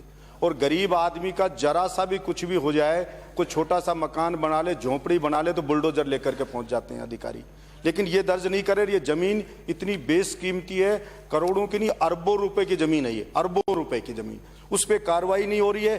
फिर अगर नहीं हो रही है, 1 साल पहले भी मैंने कहा था, तो मंत्री राजस्व मंत्री ने जब जवाब दिया था कि हम उनके खिलाफ कार्रवाई करेंगे, अतिक्रमण हटाने के आदेश दे दिए हमने तुरंत। आज तक ना तो ये 19 बीघा जमीन खाली हुई है, और बिडा की ओर है 6 बीघा, उस पर भी कब्जा रोप बना रखा है, ना वो खाली हुई है, कोई किसी पे कार्रवाई नहीं हुई है। तो मैं ये जानना चाहता हूं, इस देश में कानून का राज है या इस देश में पूंजीपतियों का राज चल रहा है, बड़े लोगों का राज चल रहा है, कि उनके लिए अलग कानून और गरीब आदमी के लिए अलग। एक मैं ये भी जानना चाहता हूं, ये आपने बोला ये क्या नाम है, वन संरक्षण के ये अधिनियम 2080 के तहत लोक सेवकों के विरुद्ध कार्रवाई की जाएगी, तो क्यों नहीं की जा रही उनके खिलाफ कार्रवाई? ऐसे कौन सी क्या मजबूरी है, किसकी मजबूरी है, कौन सी अप्रोच है, कहां से दबाव मान रहे हैं? कौन सी सरकार दोनों बदल गई, पहले भाजपा की सरकार बदल गई, कांग्रेस की सरकार आ गई, कार्रवाई हो नहीं रही है, तो क्यों नहीं हो रही है? इधर देखना है, उधर देखना है, कुर्सी इधर पड़े है, आप उधर देख रहे हैं। कब आप सीखे जिनको भी बोलना है चेयर को एड्रेस कर। माननीय मंत्री जी। अध्यक्ष महोदय, ये निर्णय 1984 में सहायक भू प्रबंध अधिकारी द्वारा किया गया, और उस समय उन्होंने 4.75 हेक्टेयर भूमि जो वन विभाग के नाम थी, उसको एक व्यक्ति के नाम से, जिसका मैंने उल्लेख अभी किया, उनके नाम से कर दी गई। उसके बाद में 1984 से लेकर अब तक ये मामला चलता रहा। माननीय सदस्य ने पहले भी ये विधानसभा में उठाया, राजस्व विभाग के का भी ध्यान इसमें ध्यानाकर्षण प्रस्ताव के विभाग का ध्यान आकर्षित किया, और कॉरेस्पॉन्डेंस जो हुआ, पत्र लिखे गए कलेक्टर के द्वारा, ये जॉइंट सर्वे, ये सब कार्रवाई हुई, और इनके खिलाफ 91 RLR एक्ट के तहत कार्रवाई के लिए विचाराधीन है अभी प्रकरण। परंतु ये जो 91 की कार्रवाई विचाराधीन है, ये तो जो जंगलात भूमि में वन भूमि की पर रोप पे बनाया है, आज भी हम अतिक्रमण है आज की तारीख में, उसको हटाने के लिए उसमें कार्रवाई हो पाएगी। और दूसरा जो सहायक भू प्रबंध अधिकारी ने निर्णय पारित किया, उसमें जो मैं समझ पाया हूँ, ये निर्णय जो हुआ, इस निर्णय के खिलाफ सक्षम न्यायालय में अपील करनी चाहिए। जो किसी ने भी आज दिन तक सक्षम न्यायालय में अपील की नहीं, और खाली कलेक्टर को लिखते रहे, कलेक्टर तहसीलदार को लिखता रहा, वन विभाग और रेवेन्यू विभाग आपस में ये कॉरेस्पॉन्डेंस इतने पत्र व्यवहार हुआ। इस पत्र व्यवहार से इस समस्या का समाधान मुझे नहीं लगता कि कोई होगा। लिखते रहो, क्योंकि कलेक्टर भी किस कैपेसिटी में कार्रवाई करेगा, नियमों के अंतर्गत कर सकता, कानून के अंतर्गत कार्रवाई कर सकता। ये जब ध्यानाकर्षण प्रस्ताव मेरे सामने आया और इसको मैंने देखा, तब मुझे ऐसा लगा कि कानून के हिसाब से कोई भी कोर्ट अगर कोई निर्णय पारित करता है तो उसकी अपील आगे सक्षम न्यायालय में ही करने का प्रावधान है, और वो सक्षम न्यायालय में अपील नहीं हुई, ये गलती हुई है ये विभाग की। विभाग ने सक्षम न्यायालय में अपील नहीं करके ये नीचे कॉरेस्पॉन्डेंस में ही ये मामला चलता रहा। इसलिए मैंने आज ही अधिकारियों को ये निर्देश दिए हैं कि सक्षम न्यायालय में आप अपील नहीं करोगे तब तक आपको कोई राहत नहीं मिलेगी, और निर्णय नहीं बदलेगा। जब तक निर्णय नहीं बदल देगा आप कोई भी कार्रवाई नहीं कर सकते, किसी कोर्ट के निर्णय को चैलेंज करना पड़ेगा आपको सक्षम न्यायालय। ये गलती यहाँ हुई है, इसलिए जो मैं समझ पाया हूँ एज ए एडवोकेट, तो वो अपील करनी चाहिए। नहीं की तो आज ही मैं इनको निर्देश दे देता हूँ कि आप सक्षम न्यायालय में कानूनी, मैंने आज इनसे भी पूछा, अपने विभाग के पास भी डिपार्टमेंट में भी लीगल विभाग है, कोई देखता ही नहीं है, लीगल विभाग से राय लेनी चाहिए। इस तरह का 1984 में फैसला हुआ, उसके बाद में कितनी बार आपकी भी सरकार रही, हमारी भी सरकार रही, किसी को किसी से कोई मतलब नहीं। वन विभाग की भूमि की कौन ध्यान दे, इसमें तो जो कब्जा कर ले वो कर ले, बस कोई सुनने वाला नहीं। तो इसलिए अध्यक्ष महोदय इनकी बात सही है, ये भी सही कहा जैसा उन्होंने कहा, कोई साधारण आदमी अगर एक झोपड़ी बना लेगा वन भूमि पर तो उसको उसी दिन में बेदखल करे, और प्रभावशाली लोग, पैसे वाले लोग हैं, वो कब्जा कर लेते हैं, उनको हटाना बड़ा मुश्किल काम होता है। इसलिए मैं अधिकारियों को ये निर्देश दूंगा कि कानून के हिसाब से कार्रवाई करो, तो इसमें सफलता मिलेगी। अन्यथा आप पत्र व्यवहार करते रहो, यहाँ जवाब देते रहो, कोई इसका कामयाबी इसमें नहीं मिलेगी। अध्यक्ष महोदय, एक क्वेश्चन, इससे बड़ा जवाब नहीं हो सकता, प्लीज बेटे, नॉट अलाउड, नहीं अच्छा जवाब, not allowed, I said please, आप बैठे, नॉट अलाउड, आई वेट से मैं अलाउड नहीं कर, मैं मिस्टर बलजीत प्लीज बैठे, आई सेड गलत बात है, इतना अच्छा जवाब देने के बाद नथिंग लेफ्ट। माननीय ज्ञानचंद पारक। माननीय अध्यक्ष महोदय, मैं बांगड़ चिकित्सालय पाली, जिसका मेडिकल कॉलेज से संबंध है, मैं मरीजों की आवश्यक जांचें नहीं होने एवं कुछ जांचों में काफी अधिक दिनों बाद की तारीख दिए जाने से मरीजों को हो रही भारी असुविधा और निजी जांच केंद्रों में भारी राशि खर्च होने के लिए माननीय चिकित्सा मंत्री जी का ध्यान आकर्षित करता हूं। माननीय अध्यक्ष महोदय, माननीय सदस्य ने 131 के अंतर्गत जो ध्यान आकर्षण किया, उसका राजस्थान मेडिकल एजुकेशन सोसाइटी राजमेश द्वारा संचालित मेडिकल कॉलेज पाली में अगस्त 2018 से MBBS का प्रथम बैच प्रारंभ हुआ है। बांगड़ चिकित्सालय पाली इसी कॉलेज से संबंध है। बांगड़ चिकित्सालय में 395 शैय्याएं हैं तथा चिकित्सक शिक्षक सहित 192 पद चिकित्सकों के स्वीकृत है, जिनके विरुद्ध 131 कार्यरत है। बांगड़ चिकित्सालय के रेडियोलॉजी विभाग में एक सहायक आचार्य कार्यरत है। उनके द्वारा सोनोग्राफी के अतिरिक्त अन्य कार्यों में व्यस्तता के उपरांत भी गंभीर रोगी, प्रसूता एवं अति आवश्यक रोगियों की प्रतिदिन सोनोग्राफी की जा रही है एवं साधारण बीमार रोगियों को आगे के दिनों की तारीख जांच हेतु दी जाती है। अस्पताल की CT स्कैन मशीन कार्यरत है। पुरानी होने के कारण मरीजों को हो रही परेशानी को देखते हुए 64 स्लाइस की नई मशीन क्रय के लिए PP पर टेंडर आमंत्रित कर लिए गए हैं एवं बिड मूल्यांकन का कार्य प्रक्रियाधीन है। वर्तमान में इकोकार्डियोग्राफी की मशीन की जांच प्रशिक्षित फिजिशियन द्वारा की जा रही है। इकोकार्डियोग्राफी मशीन कार्यशील है एवं TMT मशीन काफ़ी पुरानी व रिपेयर योग्य नहीं होने के दृष्टिगत नई मशीन की खरीद के टेंडर आमंत्रित कर लिए गए हैं एवं शीघ्र स्थापित कर दी जाएगी। वर्ष 2022-23 के बजट घोषणाओं में पाली में आगामी वर्ष में सुपर स्पेशलिटी सुविधाएं प्रारंभ करने की घोषणा की गई है, जिसमें न्यूरोलॉजी, यूरोलॉजी, कार्डियोलॉजी, गैस्ट्रोएंट्रोलॉजी की सुविधाएं शामिल है। इस परिप्रेक्ष्य में बांगड़ चिकित्सालय में शीघ्र ही कार्डियोलॉजी विभाग प्रारंभ करने के प्रयास चल रहे हैं। साथ ही IPD OPD में सभी प्रकार की जांच एवं इलाज भी निःशुल्क करवाने की घोषणा की गई है। बांगड़ चिकित्सालय पाली में मरीजों की असुविधा को देखते हुए बांगड़ चिकित्सालय में PPP मोड पर MRI मशीन की स्थापना का कार्य विचाराधीन है। माननीय अध्यक्ष महोदय, जैसी माननीय मुख्यमंत्री जी की भावना है कि सबको निःशुल्क चिकित्सा सुविधा मिले, पर जमीनी हकीकत क्या है माननीय मंत्री महोदय? सामान्य जांचों के लिए भी मरीजों को भारी राशि चुकानी पड़ रही है। अब आपने जवाब दिया है कि 131 डॉक्टर इस अस्पताल में कार्यरत है, पर रेडियोलॉजी विभाग में मात्र 1 डॉक्टर, और आपने खुद ने लिखा है जवाब में कि उसको और भी कामों की वजह से व्यस्तता रहती है, उसको MLC की रिपोर्टें भी बनानी पड़ती है, कहीं कोर्ट में एविडेंस देने जाना पड़ता है, तो वो दिन तो उसका पूरा गया। अब 395 शैय्याओं वाला अस्पताल और उसमें रेडियोलॉजी का 1 डॉक्टर, आप कल्पना करो कैसे सारा संभव होगा कि वो इतनी सोनोग्राफी कर सके। और आपने जो जवाब दिया ना, गंभीर रोगी, बढ़ती रोगी या प्रसूता, उनकी सोनोग्राफी समय पर हो रही है, ये भी माननीय मंत्री महोदय पूरा सही जवाब नहीं है। ये उनको प्राथमिकता दी जाती है, सही है, पर वो भी पूरे कर नहीं पाता। तो पहला तो मेरा है कि आपका 1 डॉक्टर कार्यरत है, आप कब तक कितने और डॉक्टर लगा देंगे, ये आप थोड़ा एक बार मुझे बता देना। और माननीय सभापति महोदय, ये जो दूसरा जवाब आपने दिया है, CT स्कैन मशीन, ये भी लंबे समय से बंद पड़ी है, ये आपका मूल्यांकन का कार्य प्रक्रियाधीन है, इसको आप कितनी अवधि में करवा देंगे? क्योंकि आजकल सीटी स्कैन की भी बहुत ज़्यादा जरूरत है। बाहर जाए तो 4-4,500 रुपये लगते हैं। ठीक है, HRCT के लिए आपने प्रावधान किया, आपको धन्यवाद दूंगा कि वो 1700 रुपये में हो रही है बाहर भी, लेकिन बाकी की जो सीटी है ना उसके 4,000 4,500 लगते हैं। तो ये आप थोड़ा प्रक्रिया दिन इसको आप थोड़ा जल्दी कब तक करवा देंगे, ये अभी आप मुझे बता दें। एक आपने जवाब दिया है कि वर्तमान में इकोकार्डियोग्राफी की जांच प्रशिक्षित फिजिशियन द्वारा की जा रही है।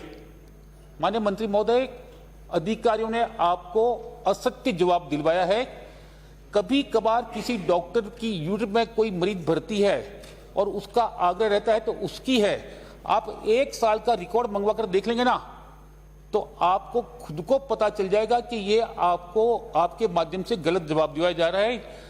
जबकि आपके मेडिकल विभाग में लगभग 11-12 डॉक्टर कार्यरत है, 3 यूनिट है, आसानी से ये सारा सिस्टम सुचारू रूप से चला सकते हैं।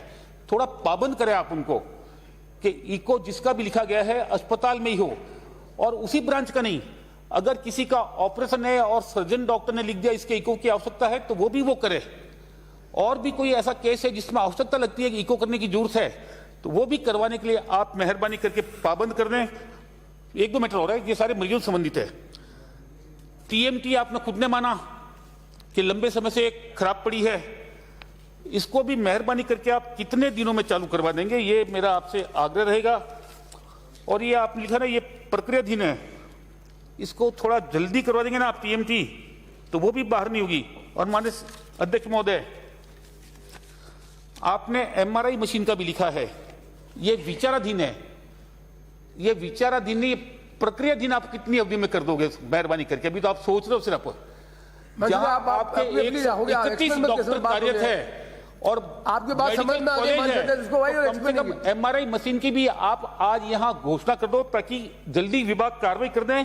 और एक मेरा अंतिम है, सिर्फ अंतिम, ये जो आपके मानसिक रोगी है ना उनको अगर विकलांग प्रमाण पत्र लेना होता है तो IQ टेस्ट की मशीन पाली में नहीं है, जबकि वो मेडिकल कॉलेज से संबंध रखता है अस्पताल, और सारे मरीजों को IQ टेस्ट के लिए जोधपुर भेजा जाता है।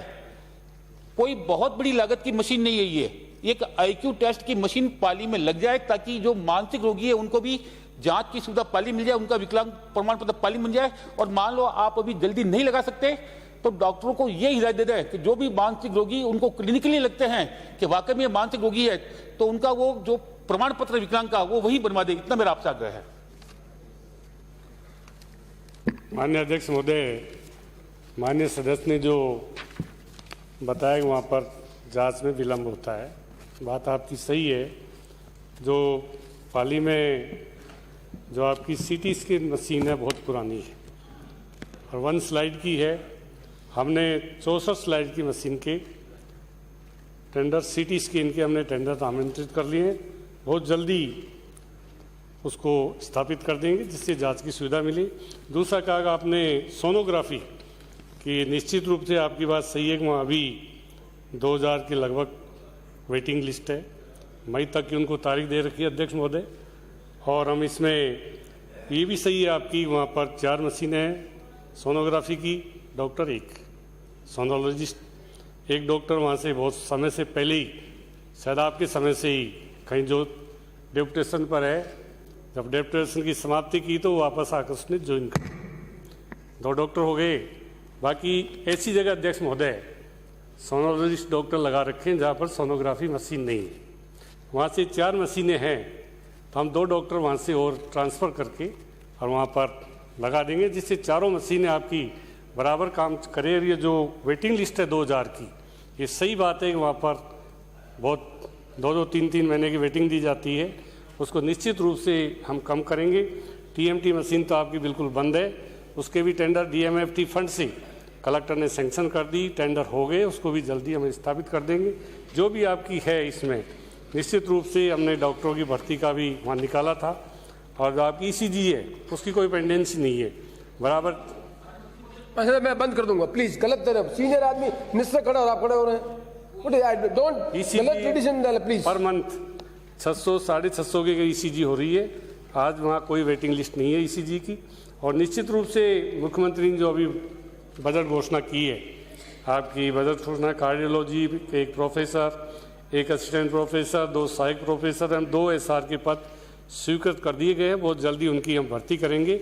और जो ये जांच की जो प्रक्रिया है, माननीय मुख्यमंत्री जी की जो भावना है कि निःशुल्क जांच, निःशुल्क दवाइयाँ, आईपीडी ओपीडी फ्री, तो हम ये जो मशीनें आपके जो अभाव है, बहुत पुरानी मशीनें हैं, जब आपकी कॉलेज जब यहाँ पर हुआ तो निश्चित रूप से सारी मशीनों को अध्यक्ष महोदय नया रूप देकर जो भी आवश्यक होगा, निश्चित रूप से आपके 2 डॉक्टर वहीं जिले में लगे हुए हैं, वहाँ सोनोग्राफी मशीन ही नहीं है, वहाँ डॉक्टर लगा रखे हैं, सोनोलॉजिस्ट है, उनको माननीय मुख्यमंत्री महोदय से बात करके ट्रांसफर बैन है, इसलिए बहुत जल्दी उनसे बात करके 2 डॉक्टर और आपके लगा देंगे, जिससे वेटिंग लिस्ट कंप्लीट हो, जांच का निश्चित रूप से आम जनता को फायदा मिले। आपकी भावनाओं का मैं सम्मान करता हूं, आपने ध्यान दिलाया, सरकार निश्चित रूप से इसमें प्रभावी कार्रवाई करेगी। चर्चा समाप्त हुई। Please, I will not allow, I said मैं Gyan ji, I will not allow, record नहीं होगा, please be seated. Mister Gyanchand ji, नहीं, रिकॉर्ड नहीं हो, I am on leg, please. गलत परंपरा, सीनियर आदमी करते हैं, what tradition you want to establish. मैं इस पे अध्यक्ष खड़ा, फिर अपन पे बोलते जा रहे हैं, that's why I am not allowing you, I give you full credit. बहुत सेंसिटिव बातें करते हैं, लेकिन ये ट्रेडिशन को अलाउ ब्रेक नहीं दी गई है, जबकि माननीय न्यायालय ने अभ्यर्थियों के पक्ष में फैसला कर दिया है।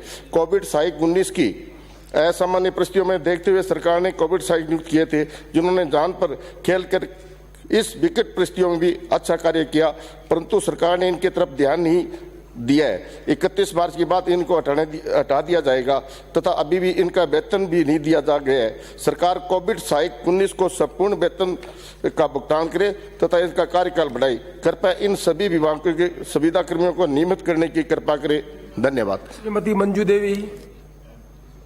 माननीय सभापति महोदय, मैं एक पॉइंट ऑफ इन्फॉर्मेशन देना चाहता हूं कि मेरे विधानसभा क्षेत्र में एक जितेंद्र सन ऑफ देवाराम जी मेघवाल का लड़का, मतलब जो जीएनएम में की ट्रेनिंग कर चुका है, और उस व्यक्ति का कल शाम को 4-5 बजे जब वो अपने हॉस्पिटल से वापस घर जा रहा था, कुछ लोगों ने मतलब उसको उसकी पूरी प्लानिंग से किस टाइम ये निकलेगा हॉस्पिटल से, इसकी रैकी करके बीच रास्ते में उसको रोक कर और कम से कम 15-20 चाकू के घाव से मतलब कल शाम को उसकी मौत हो गई है। आज बाली विधानसभा क्षेत्र में पूरा मतलब समाज, आज 1000 से 2000 आदमी वहां इकट्ठे हुए हैं, और सरकार से मैं ये अपील करता हूं कि ऐसे मतलब जो व्यक्तियों को जल्दी से जल्दी अरेस्ट किया जाए और उसको न्याय दिया जाए, परिवार को न्याय दिया जाए, और उसको आर्थिक मदद दी जाए। पूरे जिले में बहुत ही आज कमाऊ पुत्र था, बात सरकार तक पहुंच गई, मात्र कमाऊ पुत्र था। सभापति महोदय, पूरे जिले में मैं सभापति महोदय आपसे निवेदन करूंगा कि उसकी कोई न कोई सरकार आज आर्थिक मदद की घोषणा करे, ताकि उसके परिवार को मतलब कोई संबल मिल सके। सभापति महोदय, ये पूरे जिले के अंदर सभापति महोदय किया जाए। सहायक विद्यार्थी मित्र काफी दिनों से टेम्परेरी बहुत कम पैसा उनको मिल रहा है, उनको अच्छा पैसा मिले, उनके पैसे भी बढ़ाए, मानदेय भी बढ़ाए और उनको परमानेंट भी करें, क्योंकि चुनाव के टाइम तो आपने वाई खूब ले ली, उन लोगों के वोट भी ले लिए, उनको हम आपको परमानेंट कर देंगे, वो कर देंगे, और कागजों में कुछ हुआ नहीं है, उनको परमानेंट कर दो, वरना आपकी दशा बहुत बुरी होगी, और इतनी बुरी होगी सभापति महोदय, मैं आप भी कह नहीं पा रहा हूँ।